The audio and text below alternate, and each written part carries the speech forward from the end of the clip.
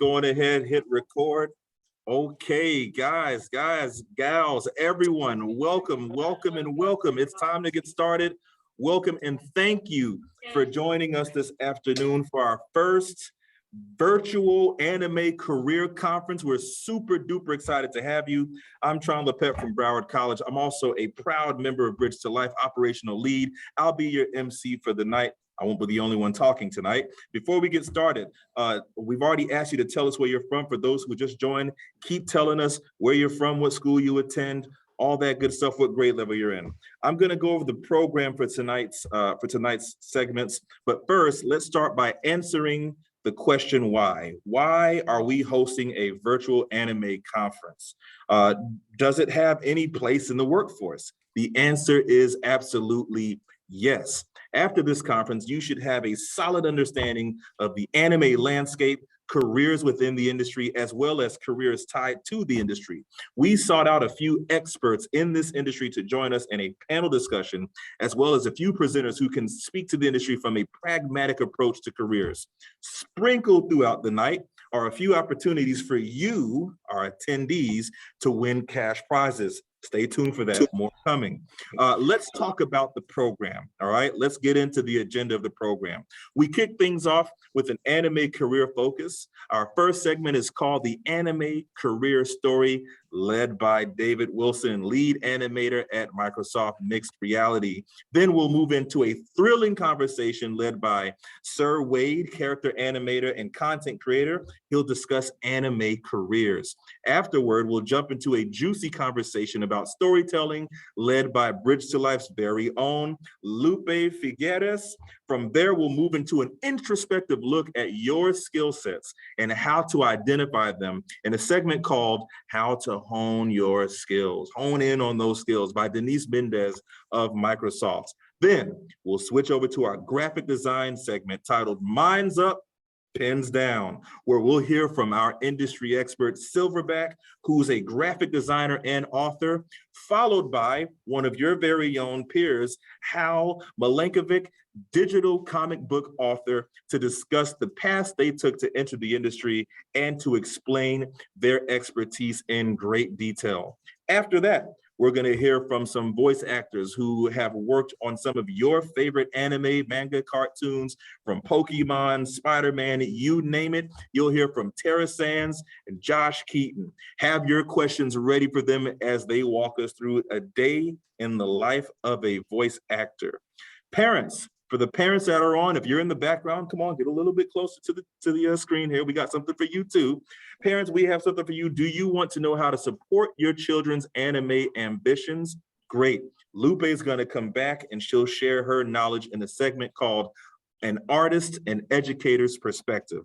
And then last but not least, we're going to reveal the winners of our anime competition. And remember, throughout the night, we're going to give you guys some other opportunities to win some cash prizes. All right, that's what's going on tonight. Keep loading up that chat. We're going to pay close attention to it. By the way, you can see at the bottom right of the screen, we have our Instagram page. If you're not following us on Instagram, what's going on? Come on, that's not cool. Follow us on Instagram at Bridge2Life SFL. We want you there so you can follow us on everything that we're doing, all the updates. Okay, you've heard enough of my voice. Now it's time for me to pass the mic over. Look, he's ready. He is, I mean, I'm telling you, look, there we go, David. There we go. We're going to pass the mic over to the man, the myth, the legend, David Wilson, senior animator at Microsoft. Let me tell you something. David brings 10 plus years of experience in entertainment and television, film, console, and mobile gaming. As an animator, David has worked with Magic Leap, Moonbot Studio, Rainmaker, just to name a few. David Wilson, you were here super early. I know you're ready to rock. Welcome to the 2022 Anime Conference, David. The floor is yours. Well, thank you very, very much. I appreciate that, Tron. Welcome everybody to this anime conference. This is amazing. This particular conference has a special place in my heart because my family lived there in South Florida for a while. We worked as an animator, doing things for Magic Leap, and creating like amazing memories. We lived in Coral Springs and roamed up and down the whole area. I loved it so much. I'm here to talk a little bit about my career and professional journey and how to get that kind of a thing started, especially in something like animation. I don't know how many of you guys and girls out there just watch animation and say like, wow, that is so amazing. How does that happen? How does that happen? There are so many careers in animation for you to try.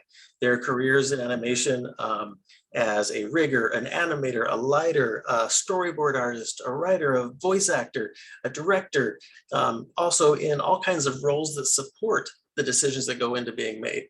I started out my career because I was a packaging designer. I would design packages. And I thought, you know what? I'm kind of sick of designing trash. I think I want to tell some stories and do that more effectively. So I took my skills that I had developed as an illustrator and moved them forward as a concept artist. I worked as a concept artist for a couple of game studios. Started my first game that I ever made was doing concept art for Mr. Potato Head for an EA title, Family Game Night Forward, and then working more and more and more with other industries. I've done storyboarding, I've done concept art, animation, and right now I focus on doing animation for virtual reality, augmented reality, and other types of platforms for Microsoft. That means I work as an animator moving around the character, a character rig in 3D space, as well as talking to other engineers, designers, producers to help create a really, really rich experience. Now, as a lover of anime, that's the most important part, is like connecting to somebody's heart and the things that are going on. I got into the industry by doing a couple key things. One is I asked questions. I asked questions to people I knew more information than I did. So first thing I did, I had some friends that worked over at a Disney Interactive studio. I contacted them via email and via like social media and said, hey, I've got some questions. Can you help me with some answers? And the animation industry is truly amazing, very, very generous, and that people are ready to help share information. So for me, I contacted some of those Disney animators. We had lunch together and just had a blast. I loved everything I saw. I loved everything, and I wanted to be a part of it.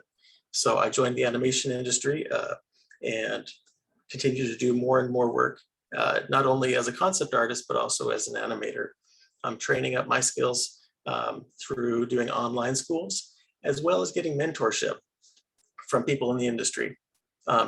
That's another really strong key is asking questions to mentors, people who know more. And you can do that through a lot of different things, YouTube, Twitter. If you work in gaming, there's a huge animation community that's ready to support people at all different levels and questions.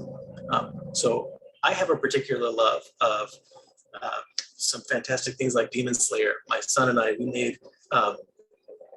made a costume this past Halloween for Demon Slayer, so love that. So I see in the chat, there's quite a few of you that enjoy that. Awesome. My Hero Academia, number of great stuff.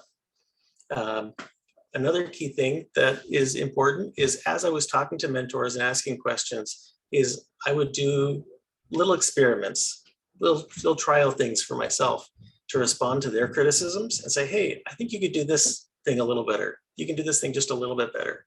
And so I would respond to their criticisms and their feedback and share with them my experiments. That was a hard thing to do because, to tell you the truth, my animation at the beginning, not very good. And it comes growing little bit by little bit. So excited to share my progress with somebody and to grow it and share that development. I have a saying that I picked up, which was sell it in big moves. As you change and as you make progress, sell it in big moves. Share with somebody your progress and say like, oh, wow, I made some progress. And it's not just like, oh, I moved my mouse that much. I did something like that. But as you make changes in your work and as you level up, try to shoot for big steps. And as you share them, people say, wow, that's a big change, really leveling up some of those skills. So welcome you guys to this conference for Anime Today. I'd also like to share that I'll share some of my contact information below. If you have any questions for yourself, your parents about the industry, feel free to reach out. I'd be happy to answer any of those questions. Whether they're questions about the industry, whether they're questions about projects that we've worked on or other folks, always happy to share information. So with that, also want to say that as we share information about the industry, it's always important to be generous and giving feedback. I'm part of another number of organizations like Rise Up Animation that helps minorities to receive access to more and more training, as well as diversity in animation that gives scholarships to folks. There are quite a number of resources out there. I'll share some of those in the chat. And look forward to hearing more of the things that are going on in your conference and convention today. Awesome. Thank you so much, David. Greatly appreciate it. And I'm just going to touch on something that you mentioned, if you don't mind. Sure, absolutely. Sell it in big moves. And I think students you guys should really take some time to try to digest that. It is important that you make all of your initiatives, your endeavors known up front what you're working on. Let's not belittle what we're doing in life, guys. Make sure that they see it and make sure that they see it in a major way. David also asked if anyone has any questions. And David, I see the chat is just blowing up. So, I mean, it's going fantastic. crazy here. We love the energy. A lot of students are asking about, what shows they should watch, things of that nature. But I want to pause for a second, guys, in the chat. If anyone has anything specific for David Wilson, please drop that in the chat now. I'll give you an opportunity to ask a question specifically for David Wilson. If not, then we'll move on. Oh, who's your favorite My Hero character, David? I love actually the absurdity of the Goliath with his fantastic little V, his V hair. He has such a massive personality as he transforms from just a wimp into this mega hero. I love watching him, especially as he has a contrast with all the other superheroes that are just learning how to be superheroes. So I think, too often we take our heroes, those people that are massive and amazing, and we forget that they're also just people too. So I love watching that character in there. All right, and you know what? We got time for one other question. That way we keep everything on schedule. Someone asked an interesting one. It's another personal question here, David. Sure. What is your favorite 90s anime? Somebody wants us to go back in time a little bit. Guys, I graduated from high school 20 years ago. Just FYI. David, who's your favorite 90s? So I would say not necessarily from the 90s, but as I was growing up, I would love watching Thundercats. The original Thundercats, ho! That was one of those things that just always sticks out in my mind. It was fantastic. Also, had just crazy stuff. Darkwing Duck was one that has crazy things. My initials are DW, and so I'm like, DW, it's kind of me. So I loved a number of those shows growing up. But I took inspiration from all of that, and the more that I continue on in the industry, I get inspiration from both sides, from the past and the present. Sometimes I look back at things that were accomplished and say, oh my gosh, such gorgeous lines. Like watching some Akira pieces, the lines and the energy as they get some of those frames. Like if you frame by frame some of that animation, ooh, just gorgeous stuff. So those are some of the pieces that I really, really gravitated towards.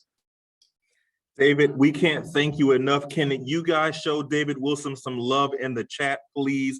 Give him some love in the chat. Give him some love in the chat. If you have reactions, whatever you can do, drop that in the chat now.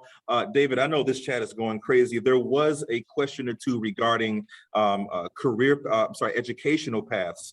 It was a question from Ethan. Ethan, if you want to, message again or message directly, please feel free to do so. But it's probably by now, David, it's probably 60, 70, 80 chats up. So yeah.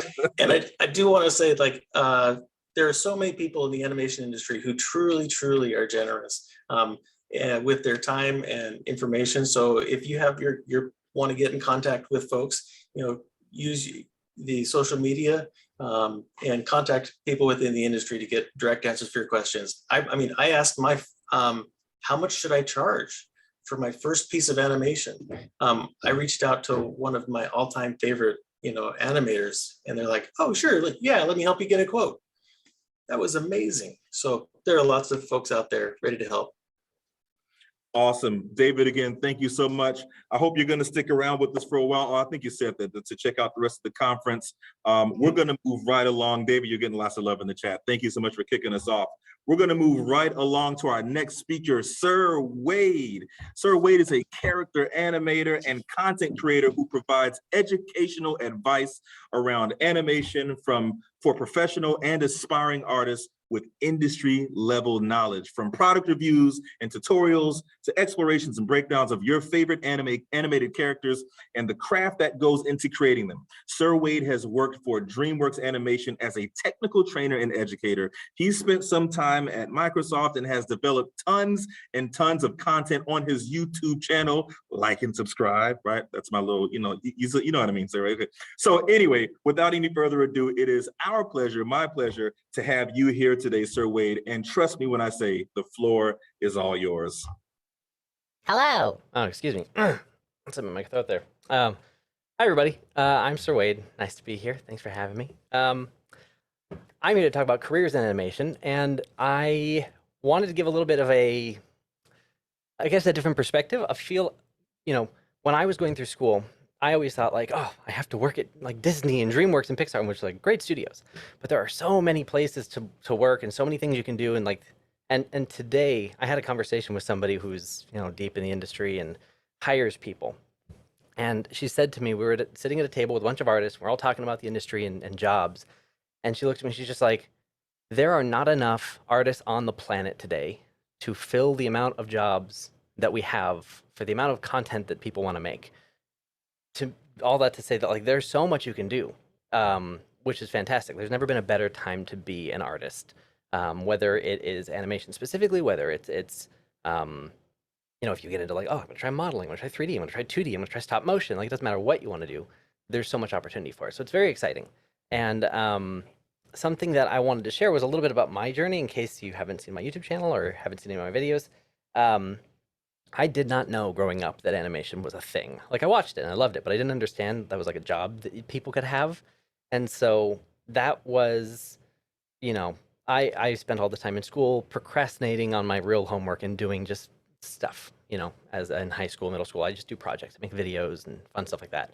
Now looking back, I was like, oh yeah, clearly I was meant to be on YouTube because back then there was no YouTube. And anyways, when I get to college, I went into computer science because I was always into computers and I thought that'd be fun. And so I jumped into computer science and realized very quickly that I liked it, but I didn't love it. And instead, I found out through, I went online and I saw some behind the scenes of, I think it was like the Avengers or something, where I saw like the 3D software that they make the stuff in. Because, Iron Man's not actually flying around. Someone's got to animate Iron Man. And I realized like, oh my gosh, that is really cool. Like, how do you do that? And so I started researching and learning and basically ended up, I'm not giving this advice, but at the time, there weren't that many schools teaching animation. So I had to basically drop out of school and find an online animation school. And so now there's plenty of programs and great stuff. Like you guys are, learning all kinds of things, but I had to go out and seek it. And there was nothing online. There were no YouTube channels, there were no tutorials, no one was doing it. And so I went to an online animation school. I started learning about animation, like what it means and blah, blah, blah. And then shortly after, I got hired at DreamWorks to be a trainer, which was funny because I didn't have a ton of experience, which is very encouraging, hopefully, to anyone out there that you need less experience than you think, but you just need some experience. And that experience doesn't have to be other jobs. You can make your own experience. The stuff that I got hired because of was all the fun projects that I was always procrastinating and just doing for fun because I was passionate about it. And the thing that I always like to say is that whatever, if someone's like, "What are you passionate about?" Like, "Oh, I don't know what I want to do."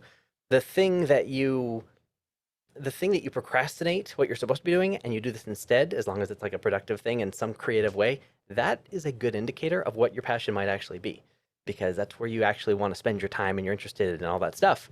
And so that's how I kind of figured out. As you guys saw the Goku, I'm trying to make a little window so you can see Goku back there. Um, the That's how I realized, like, oh my gosh, I love this. And so when I got to DreamWorks and I started doing my job and I was teaching, I was training people, when someone got hired to the studio to do their job, they'd have to come through training. And I would show them either because they knew how to do what they were doing, but I would show them, oh, hey, here's how DreamWorks does it. Here's the tools that we've built, or maybe you need some extra help in Maya or this software or that software. And so that is kind of when I realized we had interns and we had a bunch of people from colleges coming in who were pretty close to my age. And I realized that the schools in that area were teaching a lot of cool stuff, but there was just so much more that wasn't being talked about. So I was like, I want to make videos about it. And so I started my YouTube channel. And so that's where I started making videos about animation and about just things I was learning. And it became sort of like a video diary for me to catalog the stuff I was learning, and it became a guide for other people to follow. And so now, a couple years later, there's tons of YouTube channels and there's tons of Twitch streams and there's events and there's all kinds of cool workshops and things that between school, between online, like there's so much out there that you can just start finding things that interest you, making stuff because it's fun, and just start heading in directions to try stuff. And you can pretty much get a job doing any of it, which is really great. Um, and with now there's all kinds of crazy things. Like I just got this a couple of days ago. It came in the mail. This is a motion capture glove. I don't have a lot of motion capture experience, but I have this glove, and it's got this like tracking sensor on it. And basically anything I do with my hands gets put into the computer. And so I would, take this and I can mess with it, and I can still add my own creative flair on top of it and all the animation experience I have. But there's workflows that are like this. A lot of games use this kind of technology because it really helps you get through a lot of ideas really quickly, and then you can adjust to make them better. You can do it all by hand if you want to. You could do it with puppets. Like there's so much.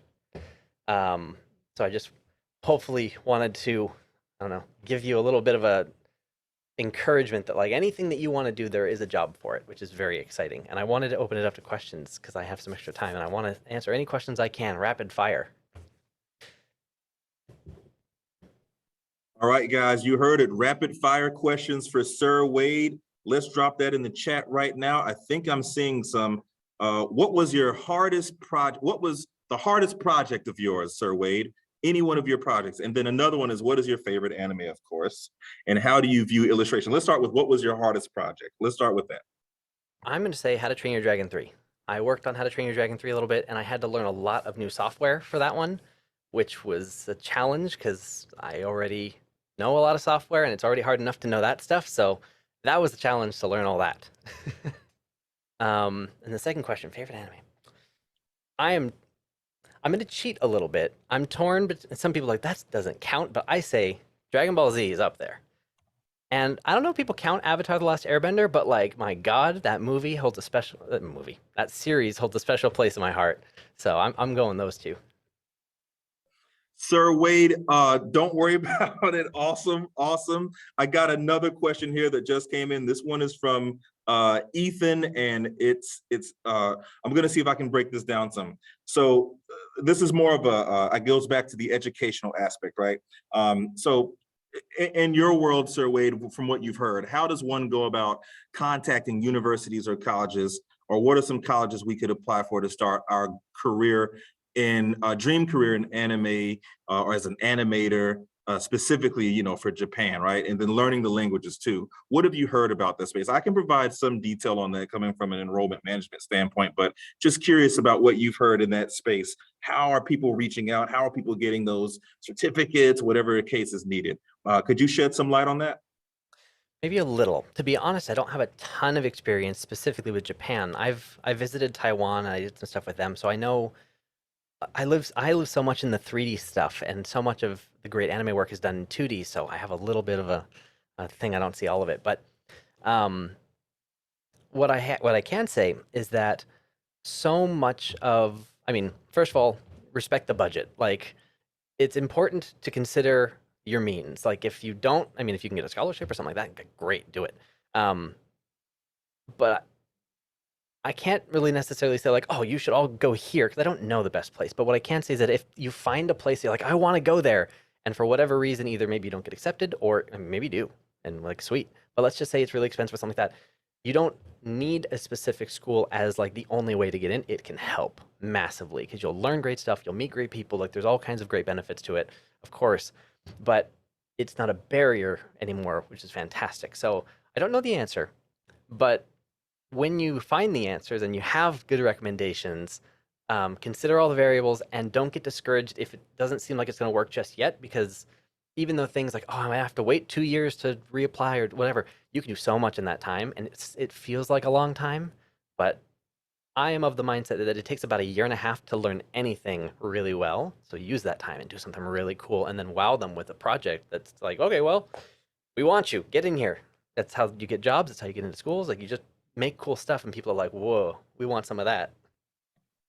That's right, students, build your portfolio. And don't worry, we're going to cover some more of that later on in this conference. What I want you guys to do right now is give Sir Wade some love. Sir Wade, we're gonna ask that they load you up in the chat. We've been posting your YouTube channel in there as well, so that people can subscribing like now. And at the beginning, I heard this interesting voice. Man, I'd love to hear that voice again.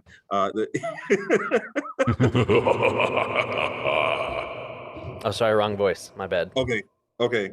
B2L team, I need that voice. I need that voice. All of my SSNs are going to sound like that from now on. Sir Wade, again, thank you so much. If you're going to stay on for a little bit, please do. I know we had some other questions in the chat regarding illustration, 3D, 2D. So if you can stay on, that's great. If not, we totally understand, just to try to answer some of those questions in the chat. But thank you so much, Sir Wade. We greatly appreciate it. Thank you for having me. There he is. Everybody show your love for Sir Wade. All right. Thank you so much. Here we go. We're going to move right along with the show. All right, students. Next up, we have two of our own. We have Stefan DaCosta, Operations and Communications Director here at Bridge to Life. We also have Lupe Figueres, who is one of our graphic designers, marketers. I mean, you name it, she's in marketing. She helps out with so much, and she made these amazing slide decks, Lupe. Big shout out to you for that. They're going to conduct a poll question in which we need everyone's feedback. Students, pause for a second on the chat. We love all the energy, but we need you to focus on this poll and get ready to take some notes as they also discuss storytelling. So, Stefan, I'm going to pass the mic over to you and Lupe. All right. Thank you, Tron. Really appreciate it. Thank you all for joining us today. We are going to go ahead. You guys have been talking a lot in the chat about different animes, your favorite animes, what everybody's watching. So let's have the grand old argument debate about whose favorite anime is better. What's your top anime? So on your screen in just a second, we're going to start off with choosing your favorite of the following anime. You should see it on your screen as number 1. Choose your favorite of the following anime, and these are more new school animes. We got Attack on Titan, Demon Slayer, Boruto, Haikyuu, Fruits Basket, Fire Force, God of High School, Violet Evergarden, My Hero Academia, Jujutsu Kaisen. That's for the first question. Choose one from there. Second question, we've got choose your favorite of the following. These are more of your old school animes, 90s, 2000s. We've got Inuyasha, Naruto, Code Geass, Bleach, Cowboy Bebop, Toradora, Tokyo Ghoul, One Piece, Ouran High School Host Club, and Kami-sama Kiss. For number 3, which anime, in your opinion, has the best storyline / plot?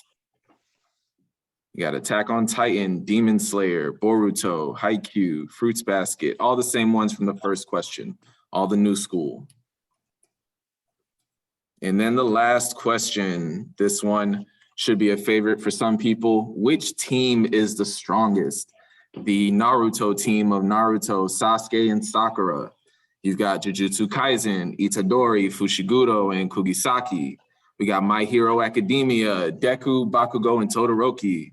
You got Demon Slayer, which I have on my shirt, You got Tanjiro, Inosuke, and Zenitsu. Then you've got One Piece, Luffy, Zoro, Sanji, and last but not least, who my vote is going for, Dragon Ball Z, Goku, Vegeta, and Piccolo. We've got about half of you already submitted. Let's get everybody in there. Let me give it another 15 seconds to give you guys time.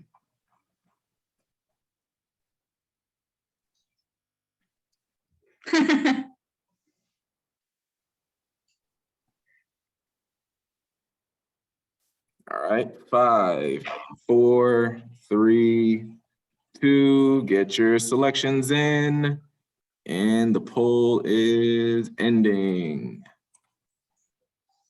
All right, so let's share the results. Let's see. The winner for the favorite of the new school animes, I see Demon Slayer with 27% of the votes. Demon Slayer, which, you know, is kind of our top anime right now for a lot of people. Some people are putting it up there already very early in the conversation of one of the greatest animes ever. People are putting it up there. So really hot topic right now. For number 2, from the old school, I'm assuming Naruto is going to win this one, and it looks like that is correct. Naruto with 24% of the votes. A lot of people like that one there. We've also got One Piece and Ouran High School Host Club up there with 19%. All right. Which anime has the best storyline / plot? We've got Attack on Titan, I think, is in the lead. Yes, it is. Between Attack on Titan and Demon Slayer, Attack on Titan took that one. And if anybody hasn't started watching that one yet, the final season is currently out. The last part of it should hopefully, I'm pretty sure it's the last part. But new episodes are coming out every week right now for that one. And which team is the strongest? We've got, of course, Dragon Ball Z, Goku, Vegeta, and Piccolo. If you said anything else in my mind, I don't know what you're doing, what shows you're watching, but they will wreck everybody else on that poll. All right, thank you guys for joining. That was just to get you guys, you know, into it. We saw a lot of engagement going on in the chat. You guys have been very talkative there. We're really enjoying that conversation. And I'm actually gonna pass it over to my colleague, Lupe. She's gonna go into the importance of storytelling, because there's some animes that are really awesome, a lot of animation, great things going on within there, but the storytelling just gives it a different feel and adds another aspect to it. And that's what really, in my mind, makes an anime my favorite or something I'm really interested in. So Lupe, floor is yours. Thank you. I'm so happy to finally see your face and see all of the faces of our invited guests. I'm following the chat and I see that a lot of you are fans of Ghibli, and so am I. Hayao Miyazaki is one of my favorite artists alive right now, and one of the most influential human beings right now, I feel. And one of the things that make him so important to me, and I think so important in general, I'm a filmmaker, by the way. I'm working on a project with my daughter that is going to be done on Minecraft. So we're working on a Minecraft movie.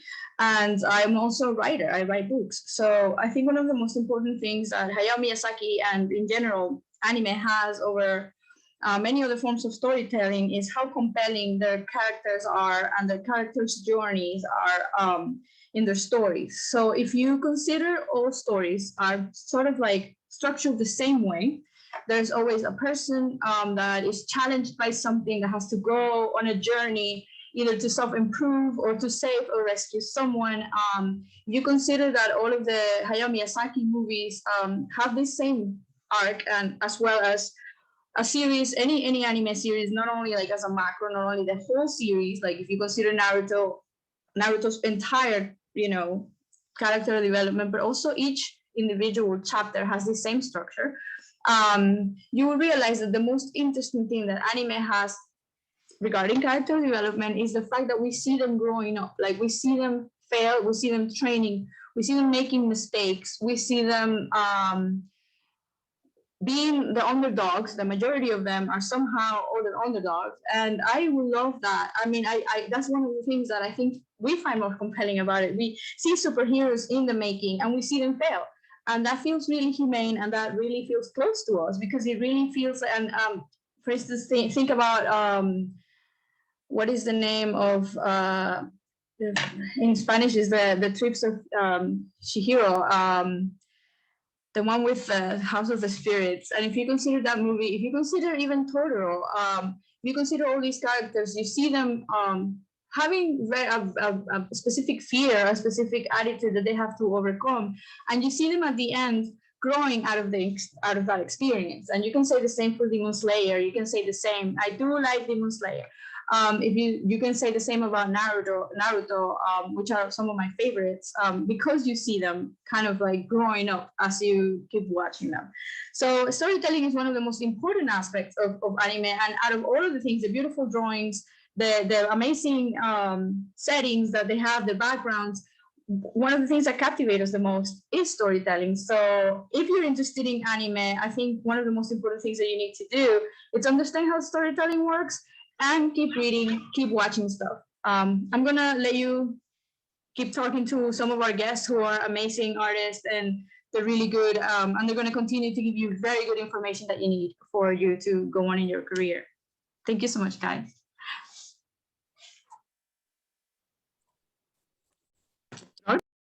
All right, thank you, Lupe. So we're actually going to take a quick little break from all the information and all the talking that you guys are getting. We're going to do another little interactive game. If anybody knows about this, Kahoot, I'm sure everybody's heard of Kahoot at some point. If you have not, you're going to enjoy it. It's a game that we've got set up for you guys, and I'm going to switch over to that screen right now.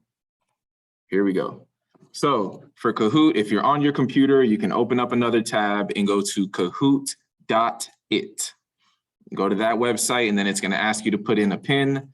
The PIN is 400-076. If you're on your phone, if you have the app, just open up the app. If you don't have the app, you can just go to Google or Safari, whichever browser you have. Go to kahoot.it and enter the game PIN. And then you have to enter a pattern that's on the screen at that time. This pattern changes every 7 seconds. So once you get in, take a look at the pattern, put it in before that time expires. All right, we've got some people in here. We're gonna give it about 30 seconds to a minute to get some people in here. Great, we got 15, it's working, great. Let me see, let me take a look in this chat, see. I know we had a lot of questions about animes. I saw somebody mentioning God of High School. I think God of High School was amazing. I'm waiting for the next season. Pretty awesome anime. All right, everybody, we got 30 people. I know we had about 60 people participate in the poll, so let's see if we can get close to that. And this is one of the opportunities, I guess I should have started off with that.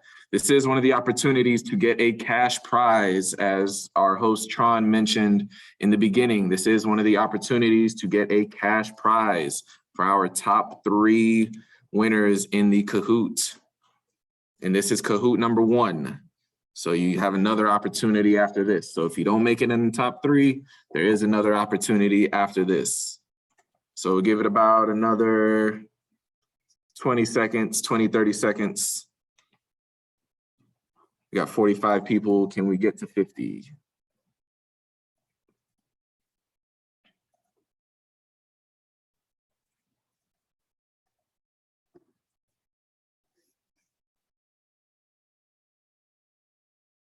We hit 50. All right, 10, 9, 8, 7, 6, 5, 4, 3, 2. We're gonna get started. So, anime careers. So what we're talking about. Your first question. Anime artist falls under what career category? You got 5 seconds. These are gonna fly by quick, so pay attention.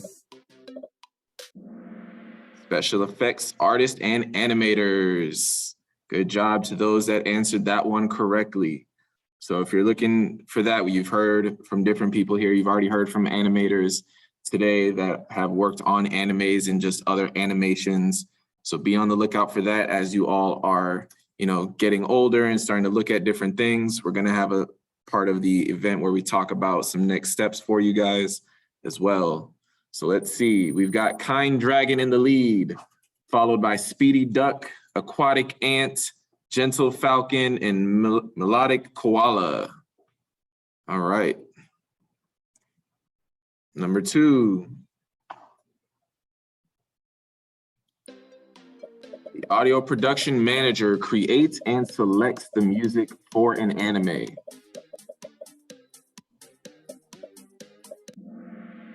The answer is false. They actually kind of keep everybody on track and bring everything together, make sure things are happening at whatever time they are, and bringing, just managing everything, all of the aspects of the audio and part of the show. Oh, Kind Dragon has fallen off. Fabulous Goose has taken the lead. Helpful Lobster is in second, Royal Crane. Kind Dragon, you're still up on the leaderboard, and Speedy Duck is still on the leaderboard. Number 3, what is the anime Shirobako about? I don't know if you guys have seen this one. Let's see. See some of you get a lucky guess.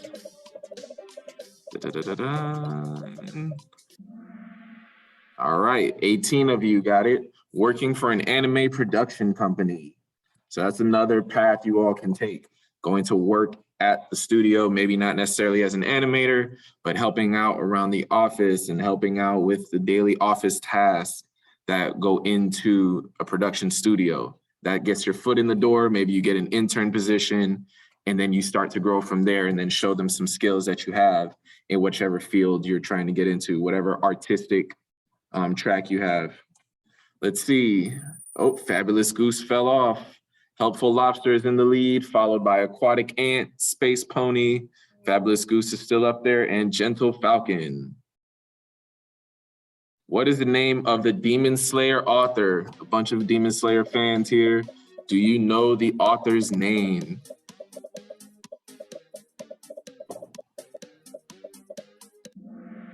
Ooh, not a lot of you knew her name. Kiyoharu Gutouge. I think I'm saying that last name correctly. So you can also take the track of, writing your own anime, comic, manga, whatever it is you want to. You can go and create your own stories. That's another track that you guys have. So let's see who's in the lead now. Helpful Lobster still up there. We got Dynamic Ant, Aquatic Ant, Space Pony, and Tropical Falcon. All right, the voice actor for Piccolo in Dragon Ball Z also voices which character? All Might. You got Ayame Soma and Vegeta.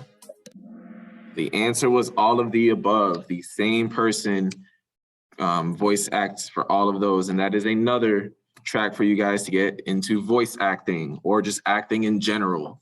Some voice actors only do that, and some actually branch out to doing regular acting pieces for some animes and regular kind of shows, in-person films. So who's in the lead? We've got Dynamic Ant has stolen the lead, but Aquatic Ant is only 100 points behind you, so watch out. Helpful Lobster and Fabulous Goose is still up there. Super Turtle has joined the leaderboard. Let's see. Which company is the largest manga publisher in the world?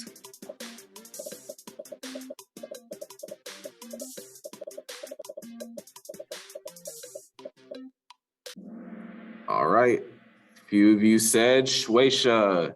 They own about 30% of all of the manga. They publish all of those in the world.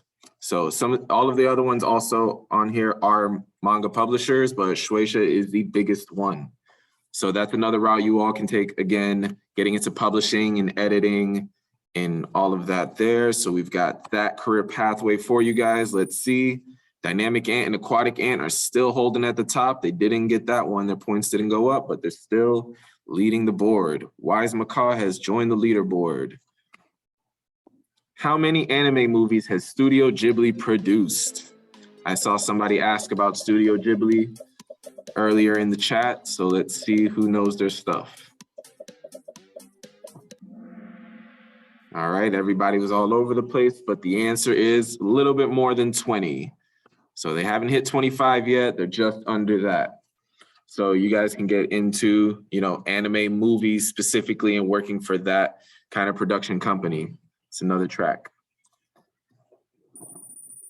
Oh, we've got somebody new. Oh, we got a couple new people. Aquatic Ant still in the lead. Oh, we've got Bold Iguana, Elated Impala with the answer streak of 3 coming in hot. Glad Meerkat, Dynamic Ant, you got to catch up. Which anime won Best Animation at the Crunchyroll Awards in 2021?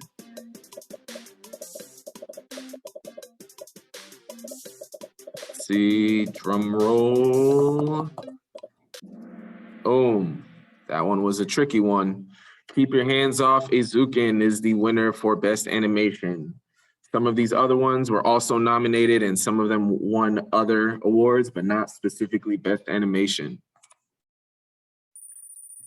All right, Aquatic Ant is in the lead. Wise Macaw, Space Pony has joined the board. Bold Iguana and Elated Impala are hot on the trail. Last 2 questions. What should you do to get a job in anime? Watching as much anime as possible. All right, most of you said the correct answer, networking. Networking is big in any profession, anything you're gonna do. Once you all get into, for those that are younger, once you get up into your teenage years, start networking with people from then. And even when you're younger, you can do it as well. If you're going to events like this, if any of you want to get into animation, send a message to our speakers and see if they can, maybe mentor you. They reach out to them for any tips or anything like that. You always want to see what you can do and how, you meet people, see what kind of resources they have to offer you at that point, because there's myself and Tron, we've worked with each other before Bridge to Life, and through networking, we're now both here doing this and leading this conference with you guys. So networking goes a long way and it's very important. The skills alone won't get you there. You need the skills for sure, but they say it's not always what you know, it's who you know. So be mindful of that. Bold Iguana has taken the lead back up there. Mighty Lemur is not on the board yet, but they're jumping up there, jumped up 14 places. Got Elated Impala and Dynamic Ant still in the lead. Final question, let's see who takes home the gold. True or false? You don't need to love anime to have a career in anime.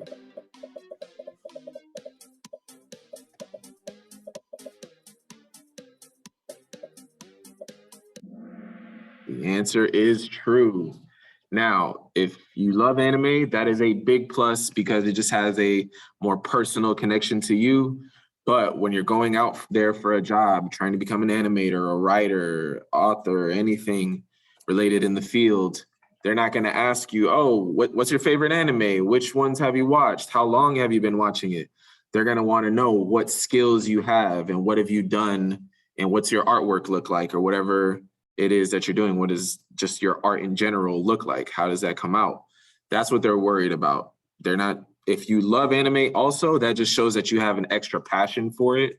But the big thing, you also need to know the knowledge and know exactly what you're doing in order to get a job. And then everything else after that is just an added bonus.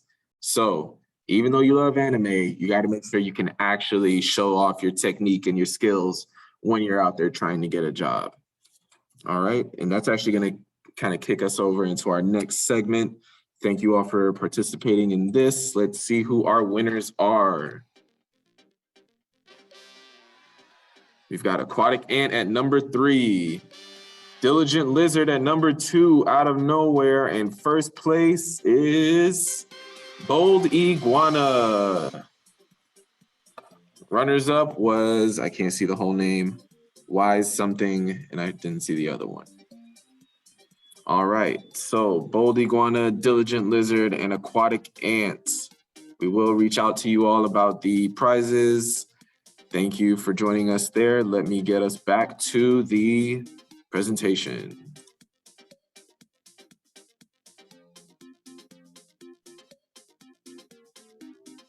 All right, over to you, Tron. Perfect, perfect, perfect. This is awesome, guys. Hey, that chat is blowing up. You guys are cracking me up in the chat. And thank you for your energy. Congratulations to our winners. Don't worry, guys. We're going to have another opportunity for you to win. We got another Kahoot lined up, so just stay there, stay tuned, hang on.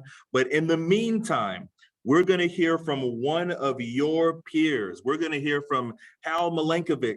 Let's learn more about how to create digital comics. Let me tell you a little bit about Hal. Hal is a 3D artist, comic writer, and game designer from, you guessed it, right here, South Florida. And a big shout out to Dr. Milenkovic, who's on the line. Put two and two together. Hal, welcome to our anime conference. We're super excited to have you on. This is our moment for you. And hello. Hal, you know what? I'm sorry, Hal, let me back up. Hal, I'm so excited. I actually skipped the segment here. My apologies. My team was tapping me on the shoulder like, wait a minute, try you. Hal, I'm so sorry. I skipped something here. Let's back up a little bit. Let's back up a little bit. Stefan, first of all, thank you and Lupe for all the information that you gave us. Wow, what an amazing time that was. And thank you, students, to everything for all of your participation and everything. This won't be the last time you'll hear from Stefan or Lupe.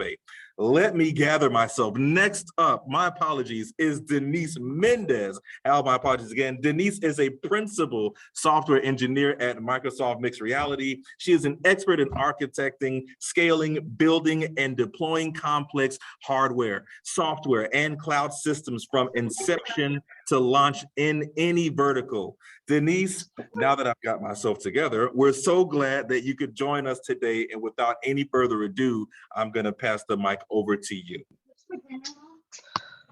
Awesome. Thank you for having me. While they get my slides up, I want to talk about a little bit about anime and the cutting edge of technology. So I work on mixed reality for Microsoft, which is a device that kind of looks like this. Oh my gosh, I need to unblur my background, but let's see. I'll put it in front of my face because I don't think it's my face.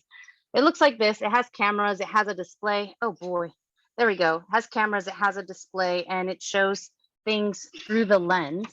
If you go to the next slide, I want to start with my favorite anime quote.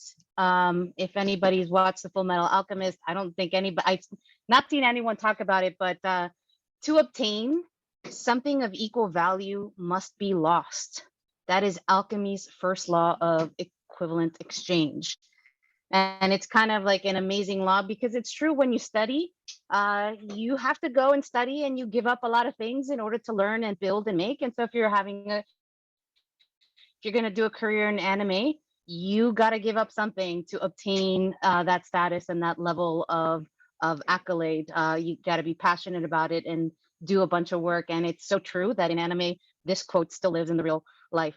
So if we go to the next slide, I want to talk about, if anybody here might know, the first mainstream application in augmented reality. Augmented reality, virtual reality, mixed reality, they're all similar things. But does anybody know the first mainstream application for AR was actually an anime? It was Pokemon Go. Pokemon Go is an anime. It's like the #1 selling or the #1 money-making AR application to date was Pokemon Go, right? And so that is an anime, a classic anime of all time. But anime has a big place in augmented reality and virtual reality now. Even like Nintendo is doing a bunch with AR and VR. They have little experiments with their Labo and stuff like that, that they're trying to figure out how to make that work. So let's talk about a little bit about this technology, AR and VR. So if you go to the next slide, we have what is VR and AR, and we'll go to the next slide. Anybody want to type on the chat? That's a lot to type on a chat, but augmented reality are layers. Usually you'll have AR on your phone. I should unblur my background here. But usually you'll have augmented reality on your phone. And if you hear my kids, apologies. Augmented reality is on your phone. Your phone actually has cameras here and cameras in the front, and it uses the cameras to detect the world around you. And it also uses a thing called an IMU that it uses to detect the world around you as well. So that's augmented reality. Virtual reality is actually a different device, similar but different. Why can't I have this done? Okay. Virtual reality is a VR headset. This is the Oculus Quest. It also has cameras. It has a lot more of them. It has 4 cameras. It has 2 IMUs. It's more than your cell phone, and it has a display and a whole bunch of compute on the VR headset. So VR worlds are actually immersive digital worlds. So if you think about what anime is, all anime stories are world building. They're their own little worlds. They tell stories. It could be fantastical worlds like Totoro with these mystical creatures that follow you around. And that's what virtual reality worlds usually are. They're immersive worlds. So anime actually plays itself really nice into virtual reality, which you'll see a lot of content now in anime going into VR. The reason I'm here because of computers and stuff like that is anime used to be hand-drawn designs, right? So someone could actually spend, and it would take months, if not years, to create an anime story. But now all anime, or most of it, is created on digital computers. And so if you can create a digital anime and a movie, you can transport it into virtual reality worlds. So if you go to the next slide, let's see. If we go to the next slide, I should have my slides on the other side so I can see what's going on. There we go. AR is digital overlay. And then if you go to the next slide, VR is immersive digital worlds, AR and VR. Full Metal Alchemist, they're worlds, all these anime worlds, all the people that are in it, everything that's going on, the magic in some cases, or the animals in Pokemon.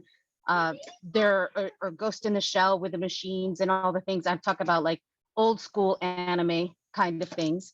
But they're all worlds. And so now, like, if you think about the future of anime and where it's going to be virtual worlds that will live in these devices. So if you go into the next slide, I actually work in a different space, the mixed reality space. So beyond that AR device, which is your cell phone, or a VR device where it goes over your face and it contains the world around you, you have these mixed reality devices that allow you to still see the world through these displays, but then you have the cameras that detect the world around you. So if you go to the next slide, you might hear AR, VR, MR, or called XR. If anybody's taken algebra, has anybody taken algebra? The X is the variable in an equation. So you'll sometimes hear either AR, VR, MR called XR, and you'll see that in the next slide.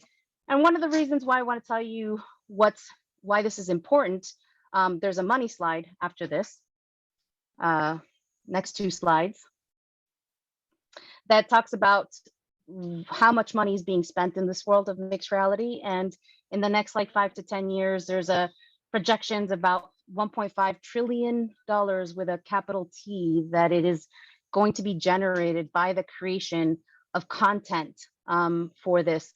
I forgot who it was. If it was before Lupe, but one of the gentlemen talked about the world of anime. There's not enough artists to go around to fill. I think it was Sir Wade.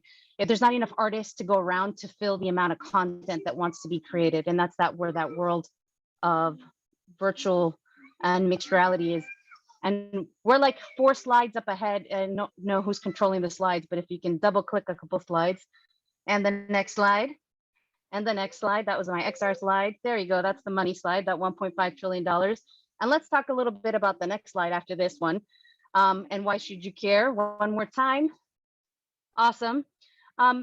There is this adoption curve of technology or of information, and people who are at that edge of the technology wave, the innovators and the early adopters, they're the ones that make all the money. Like Elon Musk is making all the money in the electric car world because he was the first one that was doing it. And Steve Jobs and Microsoft and Apple are making all the money in the cell phone worlds because they were doing computers about 40 or 50 years ago. So when the earlier you start at the edge of a technology, the more money that you're going to make. Then if you go a couple of slides, just click 3 slides through, the later in the technology curve you are, the less money you're going to make. And one of the reasons why I'm talking about all this technology and mixed reality and learning to code in anime is actually something that's really important. Knowing computers, anime is not no longer hand drawn. Some of it is hand drawn, right? You'll see like amazing art, singular pieces, things with NFTs. If you guys are familiar with NFTs, they might sell as singular pieces, but it's a one-off, right? But full animes with stories and told stories and world buildings and seasons of world building that happens through code and through web and through tools and integrated developer environments like Unity. So one of the things that you could do for an anime career, and it would help you, is just learning basics of coding. And you guys can do that now in your high school classes, or as you go into high school. In middle school, they teach little bits of and pieces of coding, and that will serve you throughout your career. Even if you never use it again, just knowing how those computers work will actually help you a lot. And you'll hear from Hal next, and he can talk a little bit about some of the work he's done, because he's had to use animation and Unity and all these game engines to build some of the work that he's done. So if we go to the next slide, you know, the kind of laws of getting started, we talked about the laws of the second law of alchemy. The laws of getting started is to be curious, always be learning, trying new things. Failure is good. If you make something and it sucks, you learn so much more from the sucky stuff than you do from the great stuff, because you think you did something great once and you're like, oh, I got this, and you're like, but then you don't know why it was so great. But when you fail a lot and then you make something great, then you're like, okay, I know why it's great, because I failed here, I failed here, I failed here, I failed here, and I suck so bad over here, and that's why this is great, because you knew everything to do to not suck at something. And create and test and repeat, and that's like the basic paradigm of just about anything that you do in creating and making and coding, etc. So I have a little example for you guys. If you guys have your phone, guys or gals have your phone, and we go to the next page, we're going to test this out. You'll have about 1 minute to get to this slide, to get to the to this QR code. It's you got to use your phone. You got to scan the QR code and try to get to the website that it points you to. Right, and it's going to ask you for your camera on your phone. To enable your camera on your phone, it uses this application called Eighth Wall, and this is just using your browser, and this is web augmented reality. So this is web AR. Sorry if you don't have a phone, guys. If you go to the net, for those that do, or maybe the Bridge to Life will make this available later, but those that do have a phone, on the next page, once you have this app up, and you go to the next page and you hover the app over the images, man, I can't show you. I should have a video of this, but it makes the waves or the waves on the screen actually move and animate on top of that screen there. I wanted you all to see like a little example of augmented reality and a little bit of animation. It's not quite anime in like the Japanese tradition, but it's animating, you know, the scenes on the pictures that's there. So yeah, that was the end of my spiel. And if you have any questions or anything, yeah, I appreciate your time. And Tron, back to you. Denise, I don't know if you see my face, but I saw that in real time. That is so cool. I just love technology, guys. I really do. I mean, my name's Tron. I guess I should love technology, right? Can we give Denise a round of applause in the chat, please? I mean, she just gave us something that's super exciting. It's current, it's timely. Thank you so much, Denise. Did you guys scan the QR code? Did anyone see that? I think I saw some wows in the chat. That was amazing. I mean, wow. Denise provided you guys with a lot of special resources. Students, I hope you're taking notes as well. Again, we want you to walk away with some concrete information and resources. Don't forget to connect with our speakers through LinkedIn as well. If you have a LinkedIn account, why not make that connection, right? Denise, again, we thank you so much for tuning in, for partnering with us. As always, such a great partner. Thank you for all you do. Greatly appreciate it. Okay. Now I got my mind together. It's time to put our minds up and our pens down. We're going to have a graphic design panel. We're going to have a graphic design discussion here, and we're going to hear from one of your peers now. I promise you this time we're going to hear from him, Hal Milankovic. Let's learn about how to create digital comics All right, let me tell you a little bit about Hal before you get started. Hal is a 3D artist, comic writer, and game designer from, you guessed it, right here, South Florida. Hal, welcome. And by the way, big shout out to Dr. Milankovic as well. Thank you so much for joining and partnering with us as always. Hal, guess what? The floor is all yours. Take it away. All right, so let's get into these slides, which should be coming up. There we go. So let's start with a little video.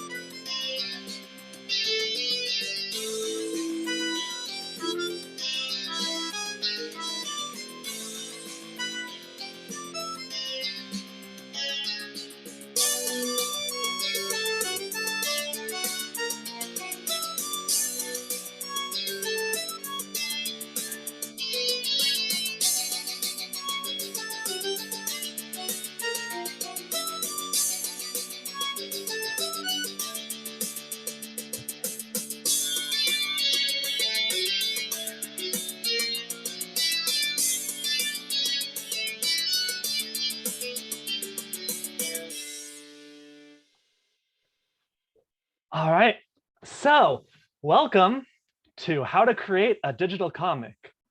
So basically earlier in the night, we've talked about how you get sort of careers in the anime industry, and this is sort of the do-it-yourself part. So we can get started. Why make digital comics? So first off, it's easy to publish.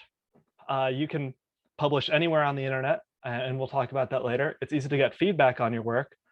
So if you have this idea for this story that you want to tell, then you can share it around with people, build it. There's art forms that don't work on paper, which is animation and music, which you saw earlier. And of course, webcomics do have potential to be adapted into anime. Some ones below, One Punch Man, Tower of God, God of High School. And yeah, but of course, One Piece wasn't written in a day. You are going to have to do a lot of work to get a digital comic out there, to get it seen. And let's just get into this. So first off, let's talk about my comic, Super Galaxy Knights Deluxe R. If we go to the next slide. Yeah. So this is the story of a woman who goes on adventures. It's basically it. There's lots of different stories that have happened, solving a food disappearing crisis, solving a magic disappearing crisis, and then going to space. But moreover, it's about sort of the themes, about self-discovery, about handling your own emotions, learning who you are, that sort of thing. And I use 3D art and 2D art. You can, I don't know if you can notice which parts are 3D and which parts are 2D. But that's what I use to make these comics, and it's about 3 updates per week. So let's start how to make your comic. First, you got to start with your idea. If we can go to the next slide. Yeah.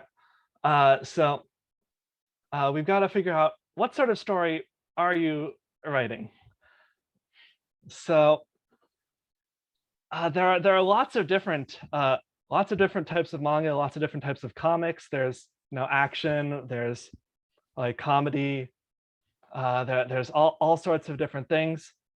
A lot of you, of course, a lot of us have been talking about shonen. That's mostly action, but of course, some people are talking shoujo manga was not being seen much. So that's what you've got to determine. You want to figure out your main themes. Sort of like I said, mine is about self-assurance. That is what the idea is, and emotional growth. And what sort of tone is it? Do you want it to be comedy? Mine is mostly a comedy, but you can have some dark moments in your story. Of course, Attack on Titan is very sort of bloody, if you know it. And how long will it be? You've got to know how. You got to have a plan for how long it's going to be, because otherwise, I have seen people drop their comics. So you definitely want to plan that out in advance, and you also want to have a premise that hasn't been done by a popular series. I have definitely seen some. Also some professionally published manga that are basically the same premise as other series, but also a lot of webcomics that don't really do anything new compared to professional manga, and that's something you got to keep in mind. But once you have your idea, you can sort of work on writing it, and writing your story. I work with a lot of different webcomic artists. Some people make full scripts like me. Some people just figure out the outlines for what they want their story to be and decide the specific dialogue for each page. I would recommend typing your dialogue into a spell checker regardless, because I have definitely seen people post pages of their comic where it's pretty obviously misspelled words. So you definitely want to work for that. You want to have good character dialogue.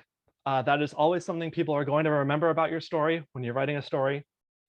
What each character sounds like, being able to tell which character is talking, even if they're not shown on screen, is a good thing to keep in mind. And you also want to keep in mind scene pacing. A lot of comics I've seen have spent a lot of time on one scene that didn't really matter that much. So if you want to have a big comic that does well, then you're gonna want to not string people along for too long. And I think we didn't go to the next slide. And I think one more slide. All right. So next, once you have sort of your comic planned out, you're going to want to start designing the characters. You're going to want to know what they look like. It's really, you technically can skip this. You technically can go straight to drawing the first page. I would not recommend it. I would recommend knowing what your characters look like, having a consistent appearance for them, thinking about what their design says about their history and their personality and stuff. You can use model sheets, just sort of draw your character full body in a few different poses, just to keep the designs consistent. As you can see, I use actual 3D models. There is a character of mine, his name is Terry, and there is his mesh underneath. And locations are also important too. Your comic is going to presumably take place in multiple places, especially if you are going to be like some popular anime that they go to a lot of places. It's a lot of traveling around. So coming up with a theme for locations, coming up with interesting things to put in the background, just make your setting memorable. And if we move on, we can finally get to formatting the page, because you do need to do that before you draw. You need to figure out what sort of comic are you doing, because digital comics are kind of in two spaces. There's sort of page comics, which are the traditional sorts of styles, where it's like panels next to each other and diagonal panels above and below each other and that sort of thing, like you get in your traditional comic shops and manga shops. And there's also scroll comics, which is a newer thing. It's pretty much entirely on the internet, where panels are stacked above each other. Your favorite manga are probably all page style, but I would strongly consider scroll style, because that is where a lot of the audiences are on these websites that read scroll style comics, and we'll talk about that more a bit later. You want to create thumbnails to sort of figure out which moments need space. If you can see on the left there, I've got this little red drawing. That is what I drew to figure out where everything was going to be, where the characters were going to be standing, where the dialogue was going to be. You're going to want to place the text before drawing the art, because if you don't, it will be cramped. And this is just all the stuff you need to do before you get ready to draw. And also, I would recommend working at larger sizes, so that if you do want to publish in a book someday, because this is a really good first step before publishing a book in print, you're going to want it to be at really large sizes before shrinking it down. So the next slide, we're going to be talking about actually putting art on the page. So when you put art on the page, you're going to want to make sure faces and bodies are expressive. I can't count how many webcomics I've read where it's just the same static face expression the whole time, and like a couple angles, and it's one of the more distracting things. Being high quality art isn't that important. Having a high conveyance is more important, like being able to convey the emotion. I mentioned One Punch Man earlier. One Punch Man is a great example. Not a very great art. He gets a lot better, but not very amazing art. But the expressiveness of the characters is very strong. The expressiveness of the environments, making sure the reader can tell the difference between the foreground and background is important. You don't want people to be able to accidentally like blend those together. You want people to know where your characters are, but you're also going to want to balance your time. I talked earlier about knowing how many pages you are. Right now, I've been working on Super Galaxy Knights Deluxe R for about 6 years. I'm about halfway through it. So that's going to be a 12-year story. If I didn't cut corners where I could, I would not have gotten very far. I would not be able to do 3 pages per week. I would not have gotten very far in this story. But so don't go into every detail.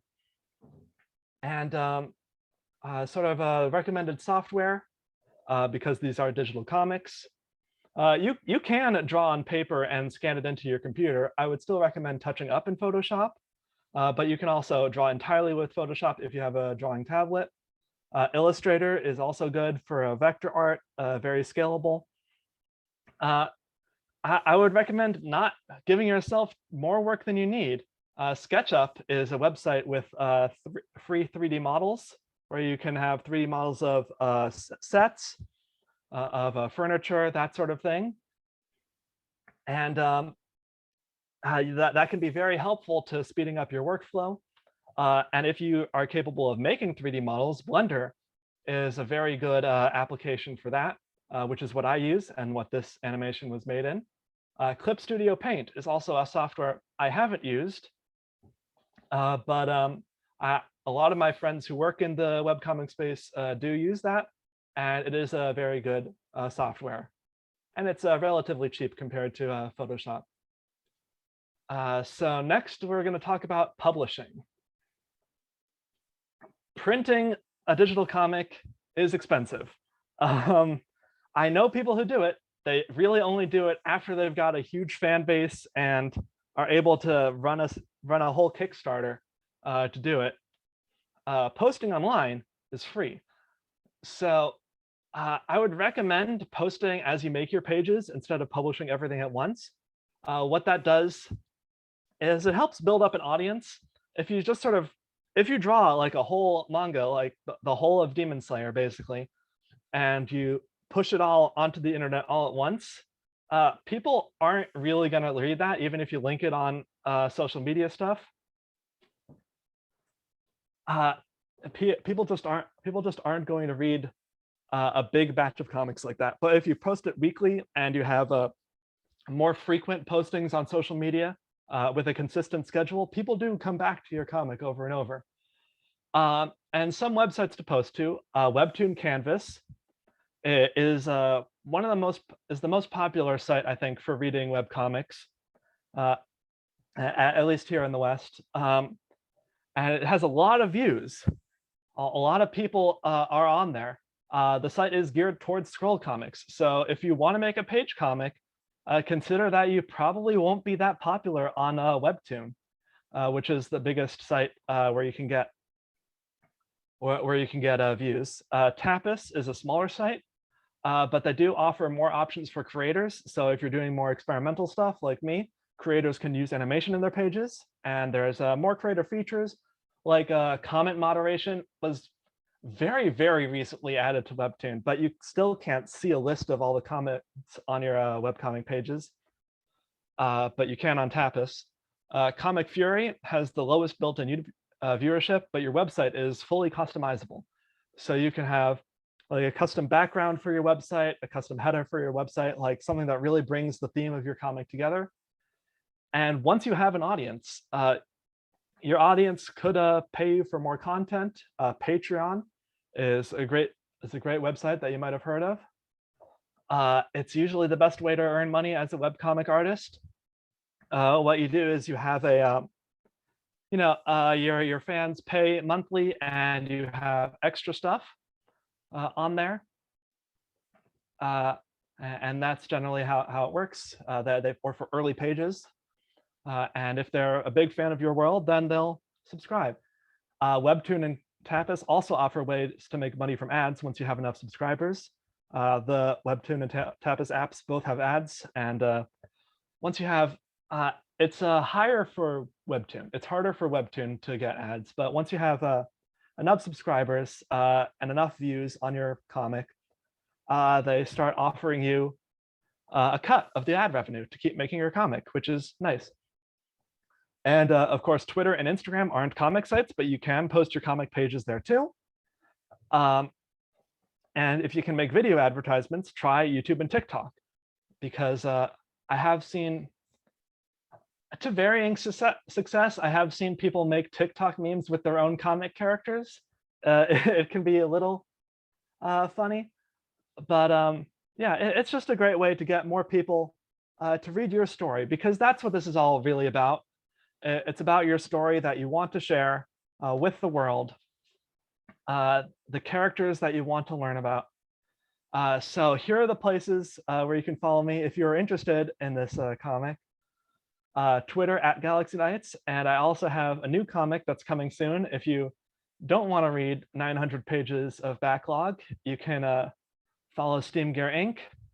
On Twitter and steamgear.inc on Instagram. And if you follow Steam Gear Inc. on Twitter, there is a special surprise coming next week that I don't want to spoil. But that is it from me. That is all the work that it takes to make a digital comic, that it takes to get your story out there. Any questions? Hal, you know what? The questions are coming in feverishly. If you don't mind, Hal, if you could just check the chat for us. I think Nicholas just dropped the question in there. Just try to grab one of them. I mean, they're coming in like wildfire here. So just try to grab the chat. Hal, thank you so much for that in-depth look at digital comics, creating it. You even went into publishing. I mean, I salute you, Hal.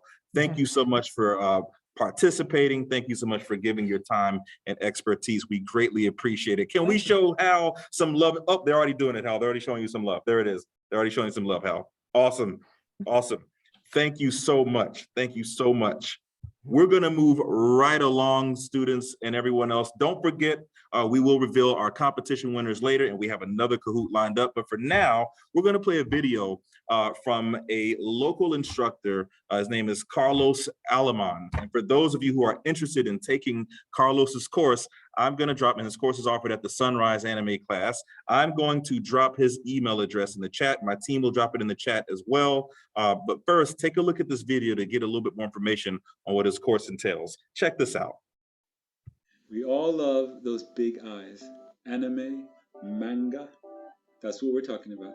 If you've ever really looked at the work of anime and manga artists, what you see are incredibly talented people doing beautiful and detailed art. It's more than just cartoons. It's a mastery of anatomy, expression, and movement. In our class, you'll learn the basics, as well as some advanced stuff. And since it's a workshop, we'll take the time to do the most important thing. Practice, practice, practice. It's like exercise, it's hard to do by yourself. But once you're in the gym, or you have a personal trainer, you'll be motivated enough to do the repetition that you need for big results. And if you love to draw, it'll be that much easier to tap into your creative energy. And not only that, you'll get to meet others that also love anime. And you never know, this might give you the foundation you need to create your own manga book or series one day. So please enroll in this workshop. It's sponsored by the City of Sunrise Florida. Hope to see you. A splendid time is guaranteed for all.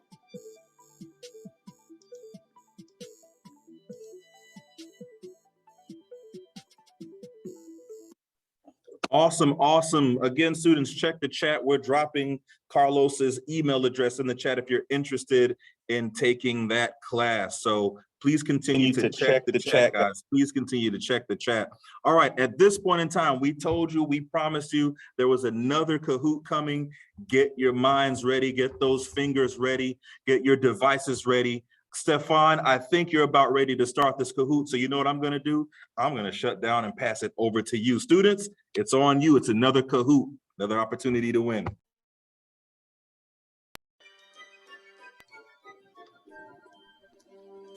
All right, thank you, Tron, thank you. And I'm back. Got one of my other favorite animes on my shirt this time. We've got Attack on Titan. And we're back here for another Kahoot. Everybody remembers Kahoot.it. Log in, game pin is 2936766. And once you get your name, please screenshot your name, because I'm gonna ask you to send that to me to make sure that we get your prizes. And from the last game, I put it in the chat earlier for, let's see, it was, let me get the names again.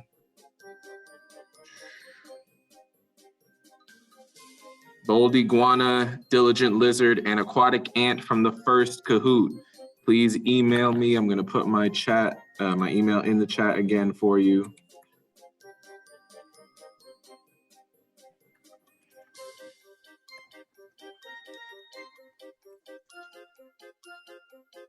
All right. My email is in the chat right there. We got 43 people. All right, can we get to 60? We had about 60 before. Can we get up there again? Are we stopping at 44? 10 more seconds, 10 more seconds. Oh, 45, there we go.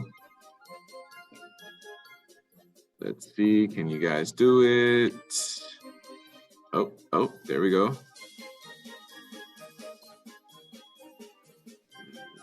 Let me get to one more at least. 49, can we make it 50? Going once, going twice.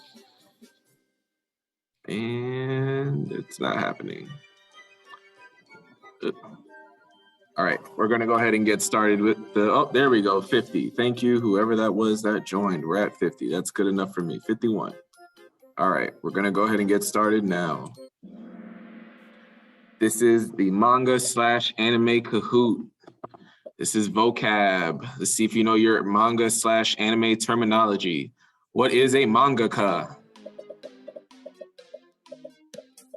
5 seconds.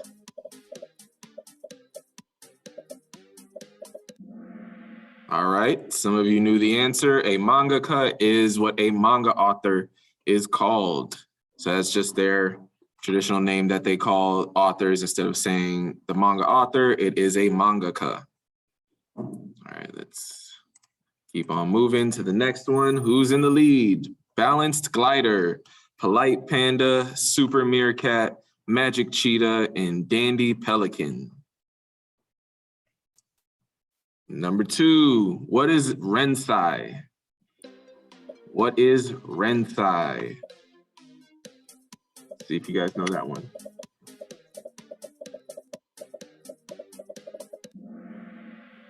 All right, most of you got this one right. The status for a popular manga to be published weekly. So mangas gain Rensai status after they've, amassed enough popularity to get a weekly publishing of their volumes for the manga. So there's a lot that goes into that, but a lot of the popular animes, especially the ones that are coming out very often, or mangas, sorry, get Rensai status, and they're sometimes at risk of falling out of that status. So they're very, pressured into keeping up the good work, keeping the storyline up, and also meeting deadlines.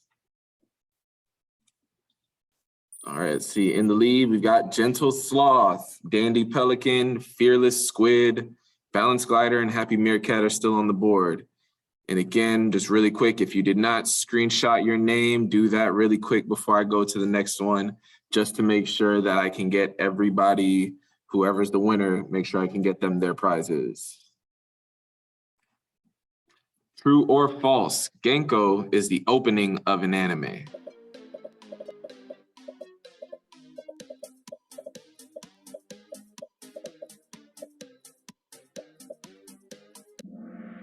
That is false. Genko is actually the rough draft of the manga that gets sent out to the publisher. All right, let's move on.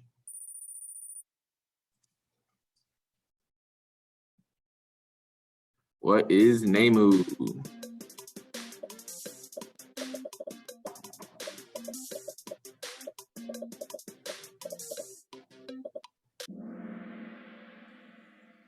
First rough sketch of the manga to be reviewed.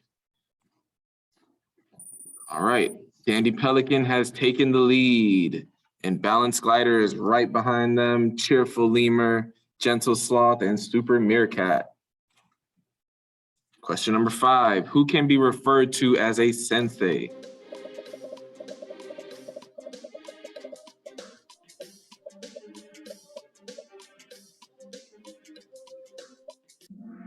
All right, the answer is all of the above.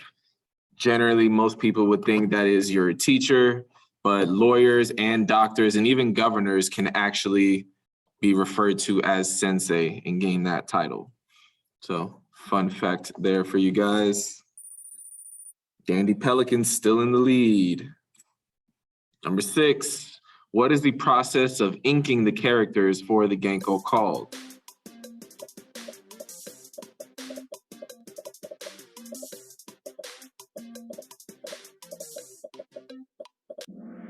It is called Kiara Pen.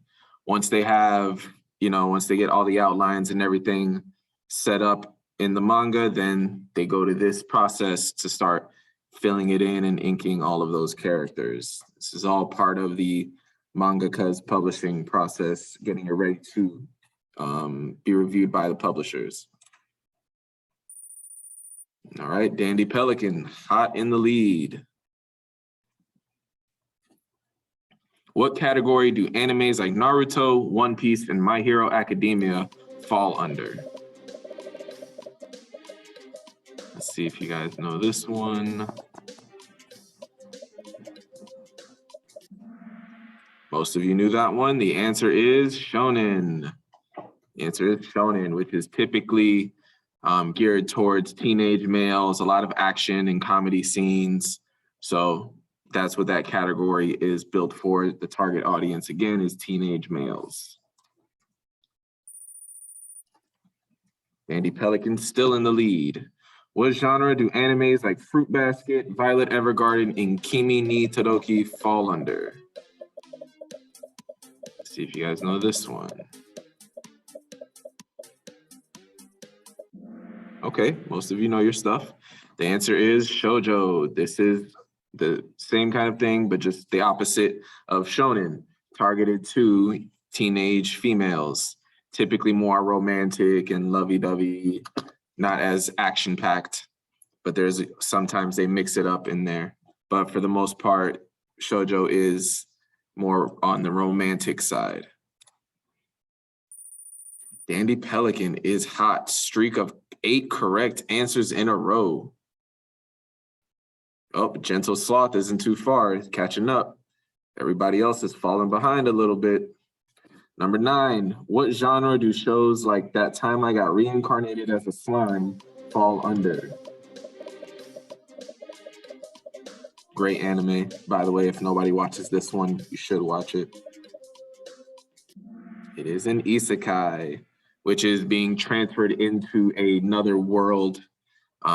Generally humans being transferred into another world. Like this one, he dies in the opening scene and then gets transferred over to this new world where he's reincarnated as a slime.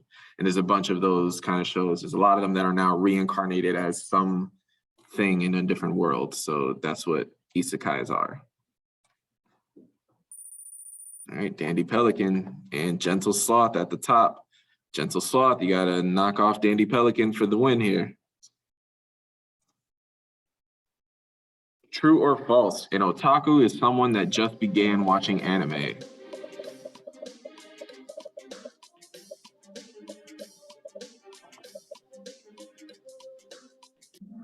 That is false. I assume all of my otakus here answered that one correctly. That is somebody that is an anime enthusiast. Some might say even has an obsession over anime. Some people also would use the term weeb. It's sometimes seen as a derogatory term, but some people use it. But there you go. So that is all of the questions. Let's see who is our winners. In third place, we've got Happy Meerkats. Second place, we've got Gentle Sloth. And in first place, we've got Dandy Pelican. I think Dandy Pelican got every single answer correct, or at least 9 of them for sure. All right, so Gentle Sloth, Dandy Pelican, Happy Meerkat. I'm gonna need you to take a screenshot of your page that's showing me your name and email that to me. I will put my email in the chat again. And my coworkers, I believe, will do the same thing, just so we got it there a few times.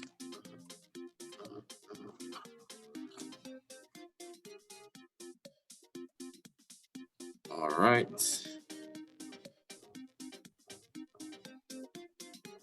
All right.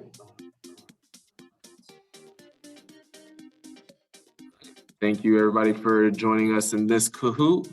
We are going to go ahead and move over to our next part of the conference. Let me get back to the main page.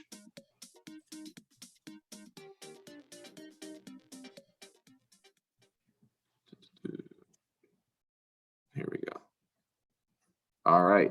So we just finished up the manga/anime vocab. Now we're actually going to move into a day in the life of a voice actor. And we do have, I believe, our guest speakers. We have Josh Keaton. He has voiced young Hercules in the Disney film Hercules. He's also voiced different characters in Spider-Man video games and cartoons. He's played as characters such as Ryu Hayabusa in Ninja Gaiden and Shiro in Voltron Legendary Defender. And then we've also have Tara Sands, who has voiced over 50 characters on the Pokemon series. So Pokemon like Bulbasaur, Oddish, and many others she has done the voicing for. She's also played in roles in Hunter x Hunter, Sailor Moon, Boruto, Seven Deadly Sins, JoJo's, Naruto, and much more. I know I saw some of those animes pop up in the chat earlier. So we're gonna bring up our guest speakers now. Let me spotlight them so everybody can see them. There we go. All right. Thank you, Tara and Josh. How are you guys doing today? Good. Thanks for having us. Hey, Josh. Hey, how's it going? How are you? Good. How are you? Hi, guys. We are Thanks good. for having us. Thank you for coming. We really appreciate it. There we go. Okay. So let's start off with just quick question. Let me get it here. The first one I have is, how did you get your start in the industry? Let's start with Tara, ladies first. Yeah, sure. I was actually in high school. I was in a local singing competition in New Jersey, and there was a talent agent there who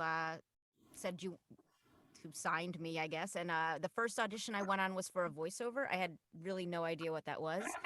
I had to say it was for a wart cream commercial, and I had to say like, "Ew, gross, a wart," and I got the job, and I was like, "What? I get to do this?" And I loved just being in a studio and all, everything that came with that. So I continued to pursue other, on-camera work and theater and all that. But the voiceover stuff, I just kept coming back to. I just really love it. All right, Josh, what about you?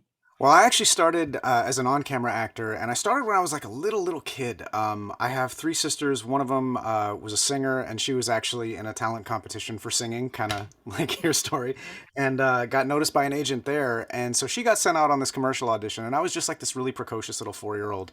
And I was at this audition because my mom had to take us all to these auditions because my dad had to work 3 jobs, and so I kind of had to tag along. And well, my other sisters weren't born yet. It was just me and my older sister. And so I basically just started chatting up the casting director, as you do when you're 4 and have to talk to everybody. And I ended up booking this commercial that my sister didn't book, even though I wasn't even there to audition for it. Yeah, she probably still hates me for it. But that was kind of my first entry into it. When I was a kid, there really weren't a whole lot of opportunities for voice acting because they just would hire adults to play kids. But there were certain things that really always insisted on it. One of the first jobs that I did was Peanuts. I was Linus in a couple of the specials.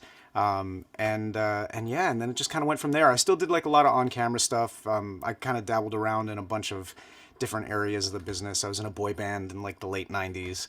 And then did more on camera, and then really just kind of fell into voiceover and really realized that I loved it more than I had been giving it credit for, if that makes sense. It was just kind of something I did, but not necessarily the focus, and then it just kind of became that, and I really down the line realized how much I loved it. I'm fangirling now. You saw her over there. She's like, "Oh my gosh, for real?" Peanuts? Oh my god. Yeah. Okay, sorry. All right, that's awesome. Really appreciate that. So I'm looking in the chat, it's popping up. The students are going crazy. I guess they Googled you guys to see what other stuff you guys are in. So let's get into a question. What was your favorite project and why? Let's start with Tara again. Okay. Well, we can't really choose. It's so unfair. Recently, something I'm really enjoying is working on Shaman King. We did that show like 15 years ago, and it just got remade by Netflix and the Japanese studios. So we're getting to revisit these characters, and they got a lot of the original cast back, and it's been really fun to 15 years later play this character and from just a different point of view. That is really cool to be part of a remake. Actually, somebody said it and I remember seeing it in Hunter x Hunter, because Hunter x Hunter is actually the newer one is a remake. Right. Came out before. So that one's pretty cool. Yeah.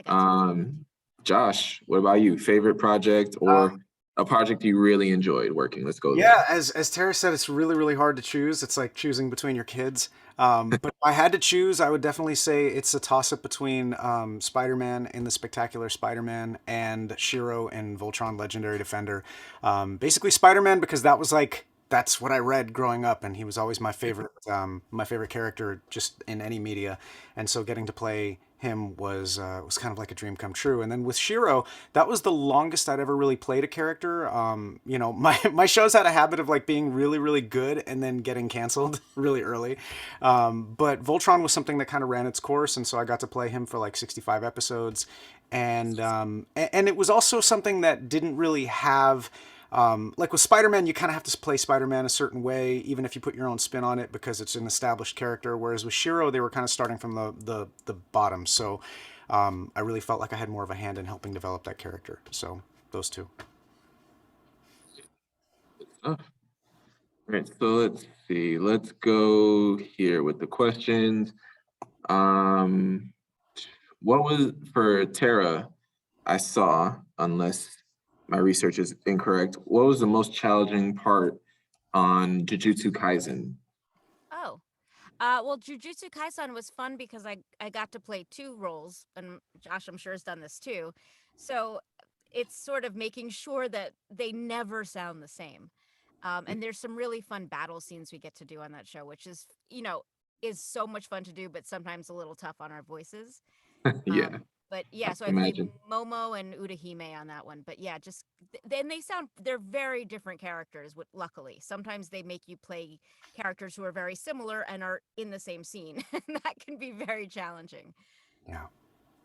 So would you like, for when you're recording it, I guess, are you recording just one character at that time? Yeah. Just you do that whole script at that point, and then you go back and do the other one, and then they just edit it. Yeah, that's how we work.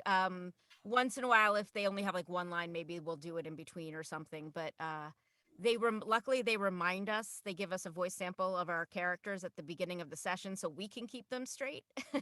Because Gotcha. it might be a couple weeks in between sessions, and you're like, oh no, what did that sound like? So yeah, so for Jujutsu Kaisen specifically, that's my challenge, is making sure they're just different. Also, sometimes we see these shows and the characters kind of evolve and change.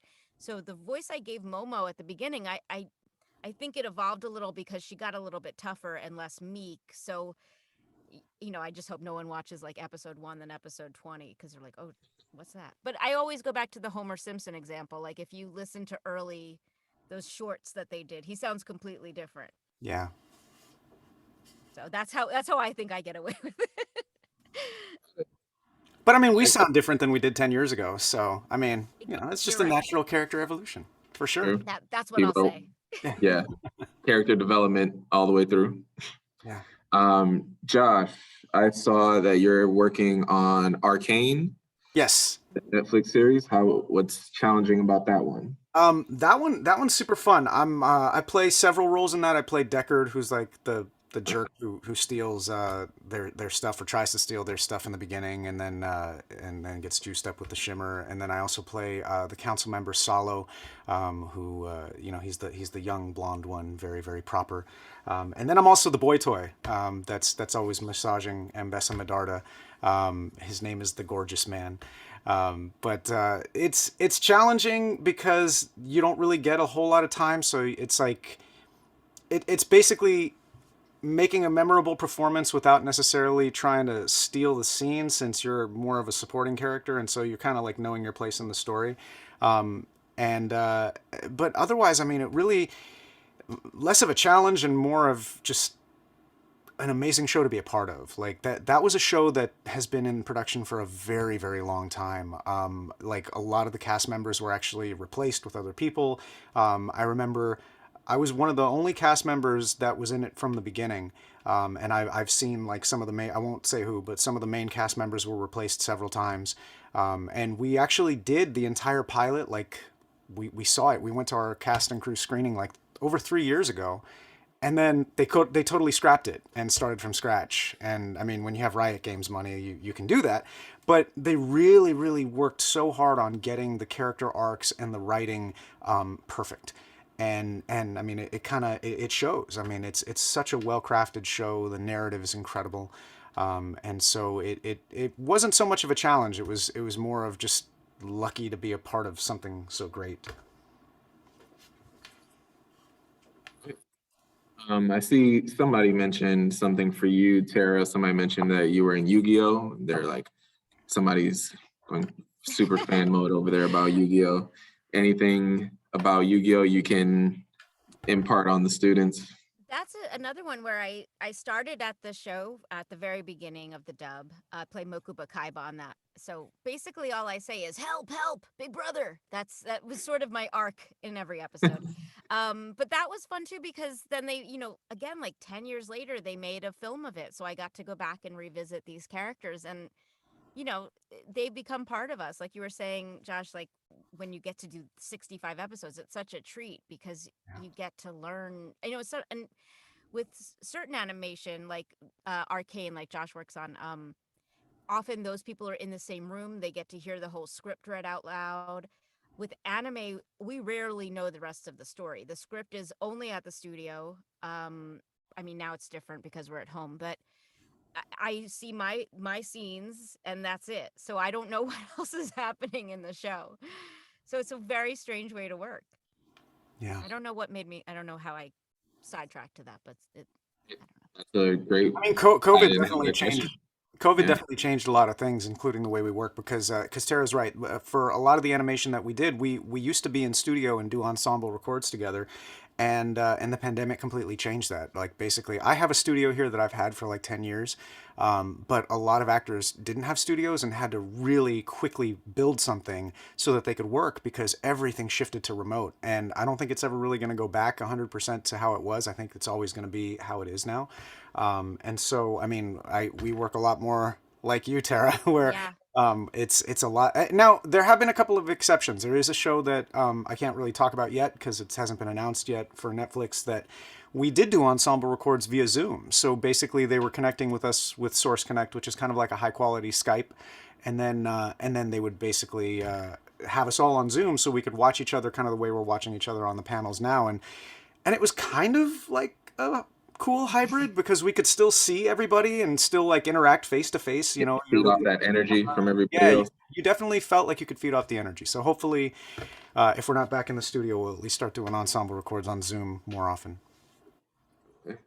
Yeah, I never even thought about that for, acting or voice acting for you guys, how the pandemic affected you for that. That must have been challenging, especially in the beginning. Absolutely. Yeah. We were both lucky we had studios, but I felt, there was like a shortage on microphones and preamps and all those technical things for a while. Cool. All right. So let's see. Let's do something fun. I see the students are going and they want to hear some of the characters that you guys have played as. Can we just do, I don't know, let's see. I know we see Bisky. Somebody wants to hear Bisky. Is that a thing? That's Are a we allowed to thing. do that? I mean, if you're not recording this and it doesn't end up getting, if you guys want to see me go to voiceover jail, We are recording actually. So, and this does get posted up on YouTube. Okay, that's okay. As long as it doesn't end up on like, I don't know. But Bisky basically talks like this, and she's very bossy, but also very concerned and kind. So that's that. Thank you very much. Thank you. Thank you. Students are enjoying it. The chat's going crazy. You got anything for us, Josh? Are you allowed to do that?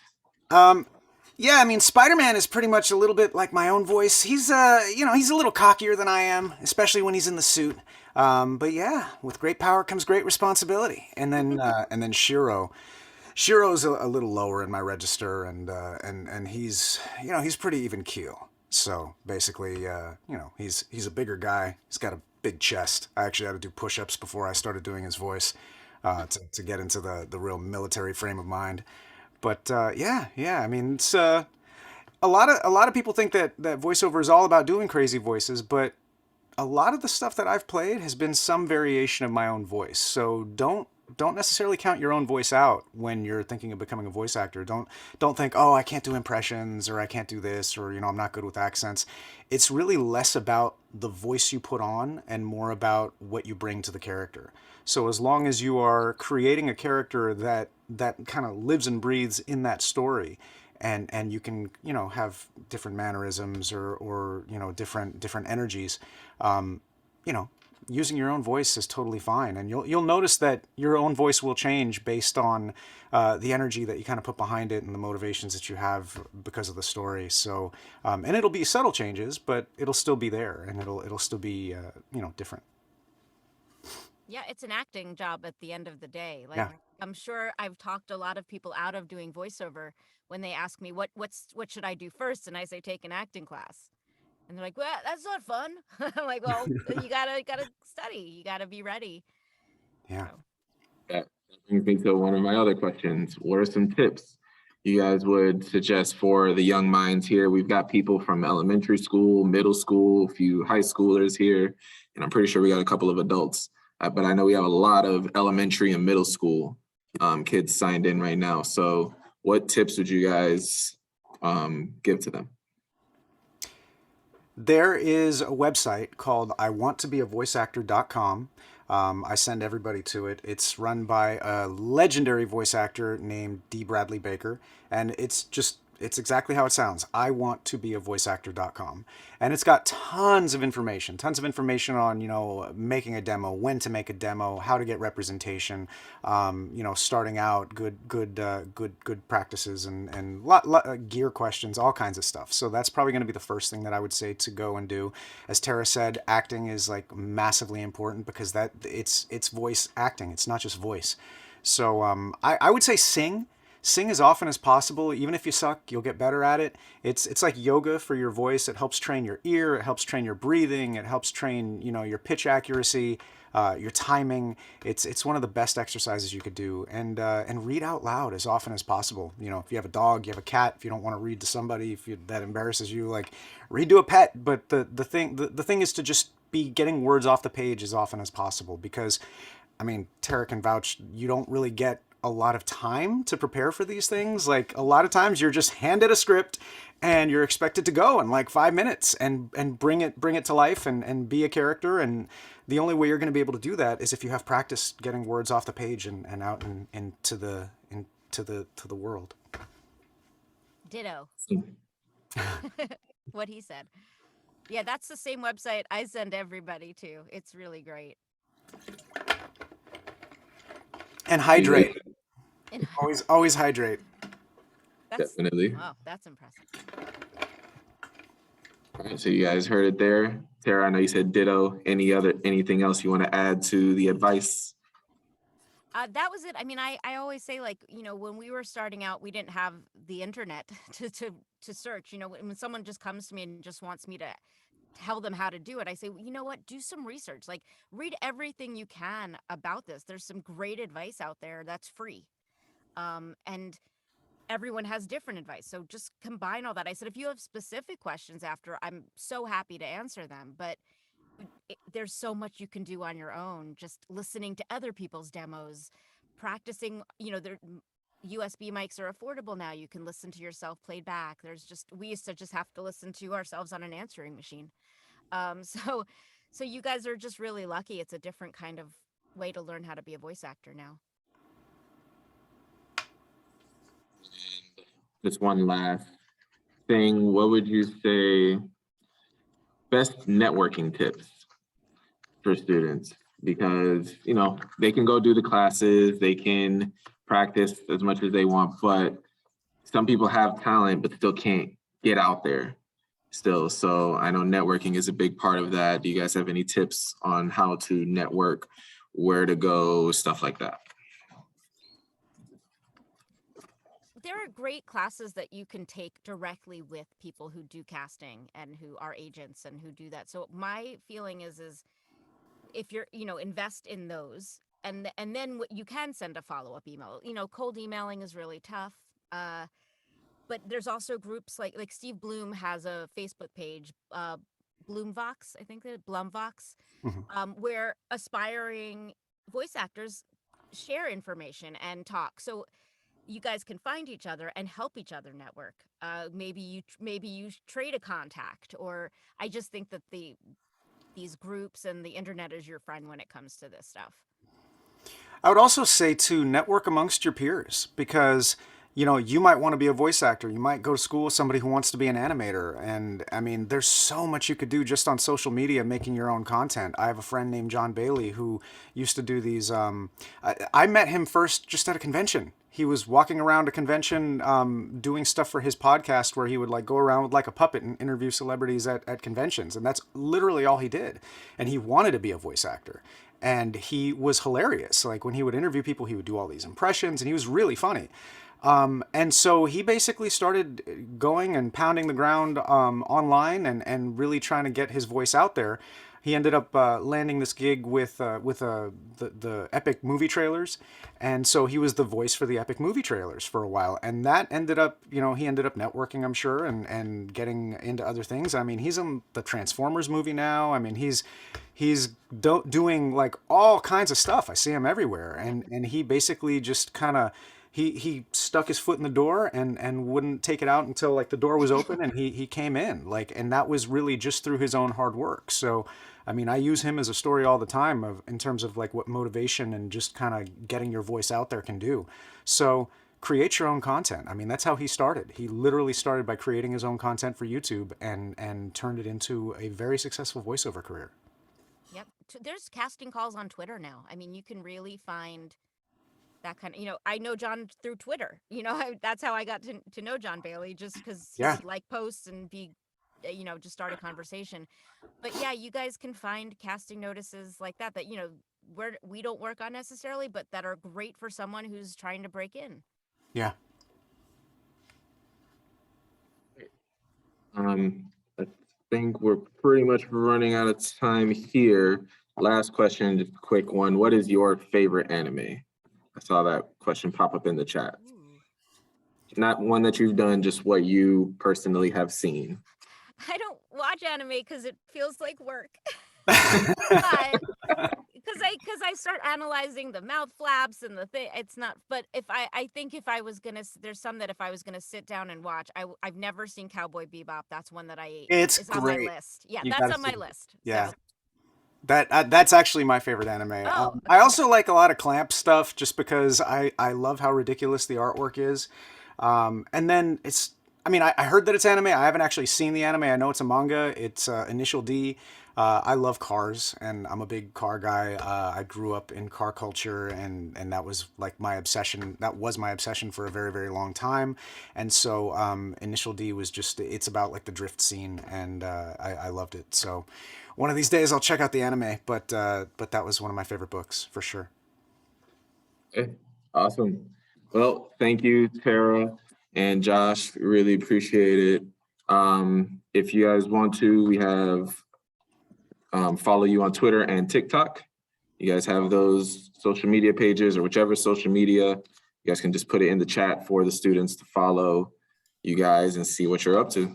Okay. And again, thank you for joining us. We really appreciate it. Can we give them some love in the chat? Fire emojis, hand claps, anything you got there. Yeah. Thanks, guys. Thanks, everybody. I see some hearts coming in. All right. Thank you, everybody. So nice. All right. Bye. Bye. Thank you all for joining. And students, don't leave. We still got more stuff happening after this. All right. Let's get the screen back up.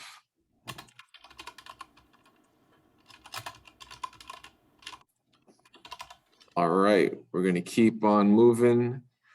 Next, I'm gonna reintroduce my colleague Lupe. She's gonna go into an artist and educator's perspective for you guys and let you know what to do from here at this point. So Lupe, the floor is yours.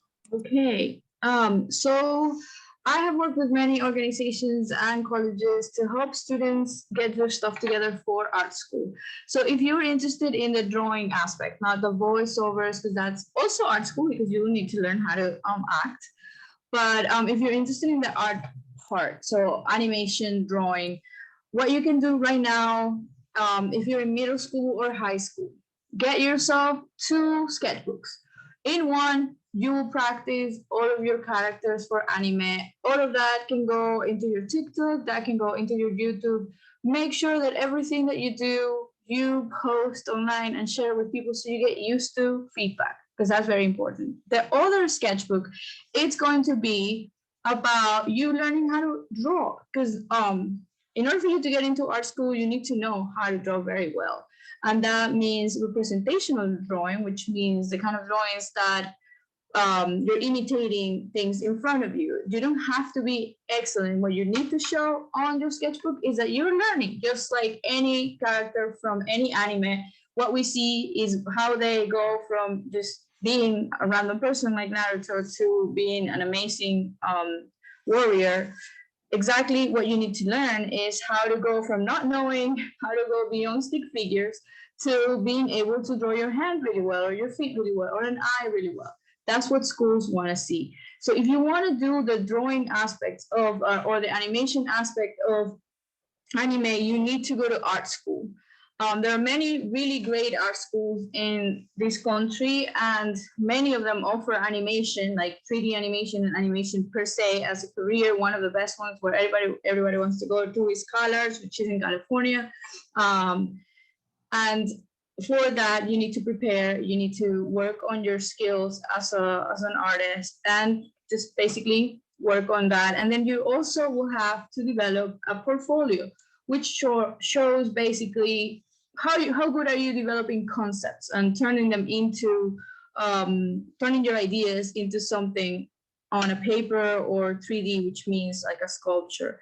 There are many great programs in Florida to help you develop those skills. You just have to search online for portfolio development. I think portfolio development classes, the museums around you, check on the museums. Normally they have really good classes for that. And just check on YouTube and start packing your portfolio and working on your sketchbooks. If you have any questions, follow us on social media, and we'll help you find resources for you to go into these careers. Thank you.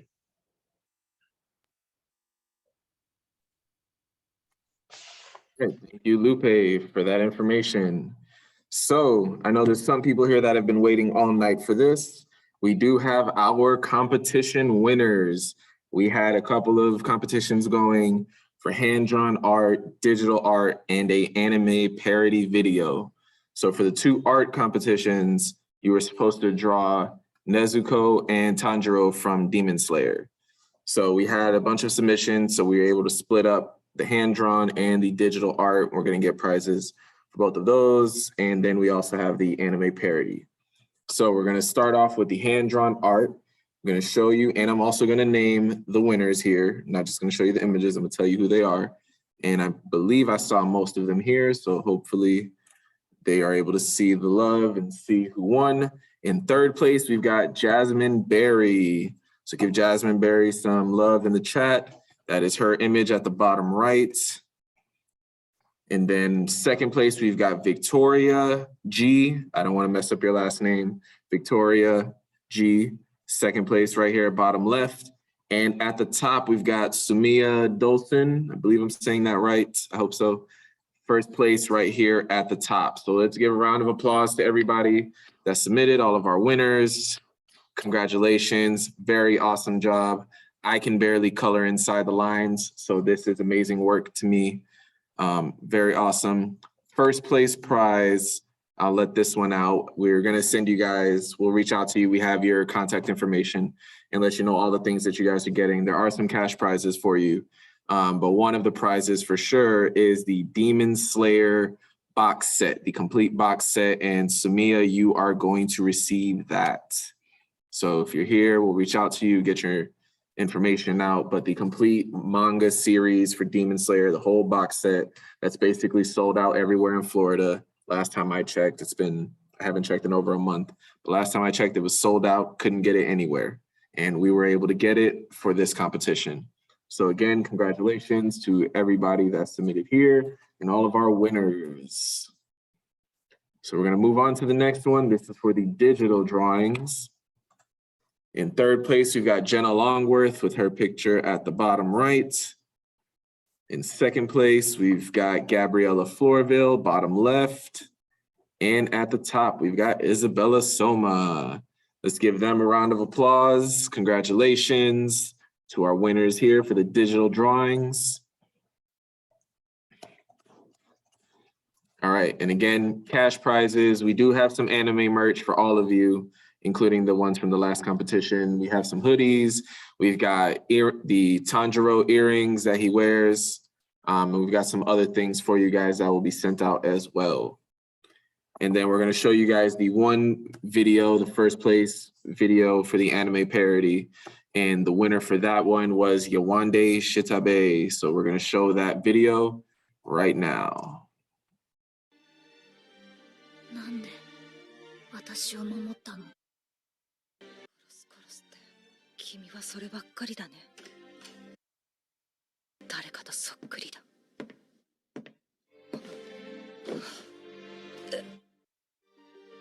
お前らと話がしたくてな。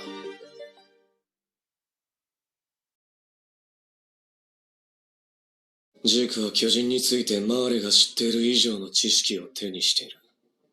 お前はまだ兄のところに通っているだろ。それは本当にお前の意志か。エレン、あなたは。ミカサ、お前もだ。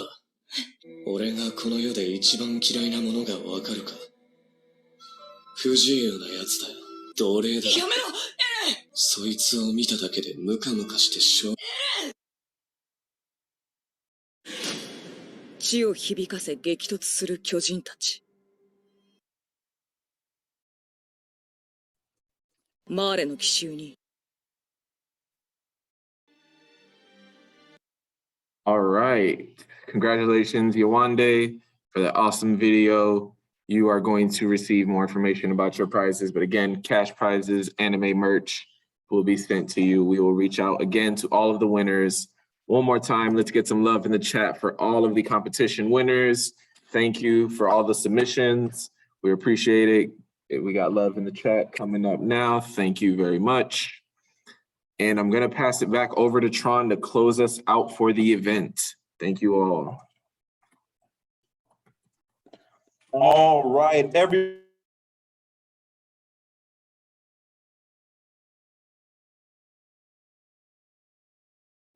Tron, you're muted. All right, everyone, if you could do me a favor and give all of our speakers some love in the chat. If you're not following Bridge to Life on Instagram, please do so. Listen, guys, Bridge to Life works hard to cater to the interests of our youth and young adults. In that spirit, we are hosting a virtual YouTuber conference. I want you guys to check this out. It's YouTuber conference February 17th and 18th. We're going to show y'all a recap of the one from last year. This is our second one coming up, but we're going to show you a recap. Stefan, let's cue that video. Let's get it going. There's so many different things in the industry that you can do to really succeed on YouTube.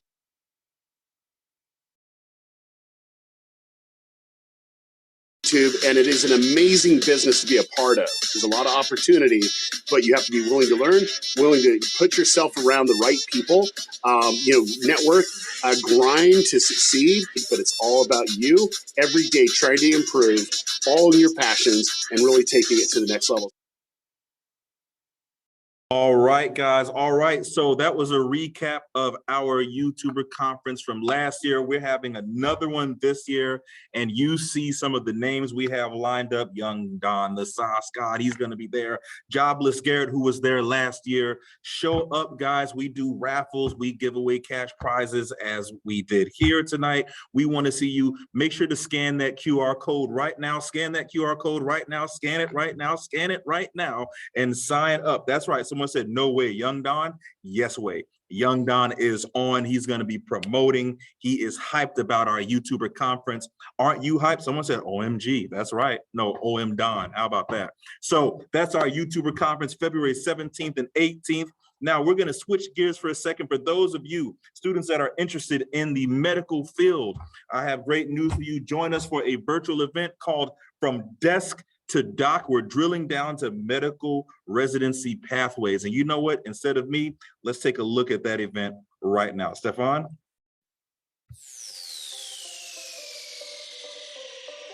Anybody that's highly successful, if you talk to them, they spend a lot of their time, years and years and years, developing their craft. They're always working their craft. So Dr. Davies in his first year, I'm in my 30-something year, and I'm still always developing my craft.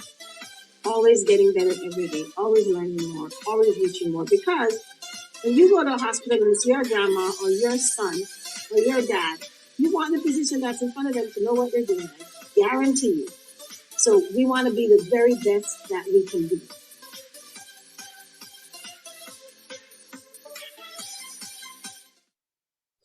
All right, students, scan that QR code if you're interested in the medical field from desk to doc. We want you to scan that QR code right now. Parents that are on, feel free to scan that as well. This is information for everyone. We cater to our youth and young adults, but we want parents involved. We need you at the table as well. So please scan that QR code. I'm going to give you another few seconds to do so. I'm going to give you another few seconds. Are you scanning? Are you scanning? I hope you are. I hope you are. Actually, we're going to go back to the YouTuber conference. I want you guys to scan this QR code too. Want to give you enough time to scan this. We have some more speakers that we're working on. We can't tell you who they are right now. Don't want to name drop, but we got some big names that we're working on. Scan that QR code right now, guys. Make sure to register for the YouTuber conference. Again, parents, you're more than welcome. Students, all ages, this information is family friendly, so we want you to be a part of this, okay? Hopefully you had a chance to scan that. Great. Okay, guys, so once again, thank you so much for an amazing night. For those of you high school seniors that are on, or high school students that are on, just know that every second Tuesday of the month, we host a Student Success Network meeting. You want to know more about it? Follow us at Bridge to Life SFL on Instagram. Are you following? Are you guys following? We have so much information to offer you. So make sure to follow us on at Bridge to Life SFL. And also for our graduates that are on, every second Thursday of the month, every fourth Thursday of the month, we have a Graduate Success Network meeting. So the SSN is every second Thursday of the month, and the Graduate Success Network is every fourth Thursday of the month. I'm getting tongue-tied. All of these amazing presenters today. All right, so follow us, guys. Again, thank you so much for everything that you do. Continue to be successful in life. Oh, we have a few of our social media ambassadors on. Thank you so much for joining us and doing all of your hard work. To the Bridge to Life operations team, Stefan, Lupe, of course, Colleen Lockwood. Guys, another amazing event we had tonight here. Hopefully y'all liked it. As a matter of fact, if you like this event, show us some love in the chat, please. Give us some love. Thank us. Thank our speakers. Whatever you need to do, we're going to continue to cater to your needs and your interests. I think that's it on my end. Stefan, let me know if there's anything else. Stefan gave me a thumbs up. I'm checking the chat. I don't see anything else in my personal chat here. So it looks like we're done for the night. Guys, have a wonderful weekend. Hopefully you enjoyed. Make sure to follow us at Bridge to Life SFL. Have a great night, everyone.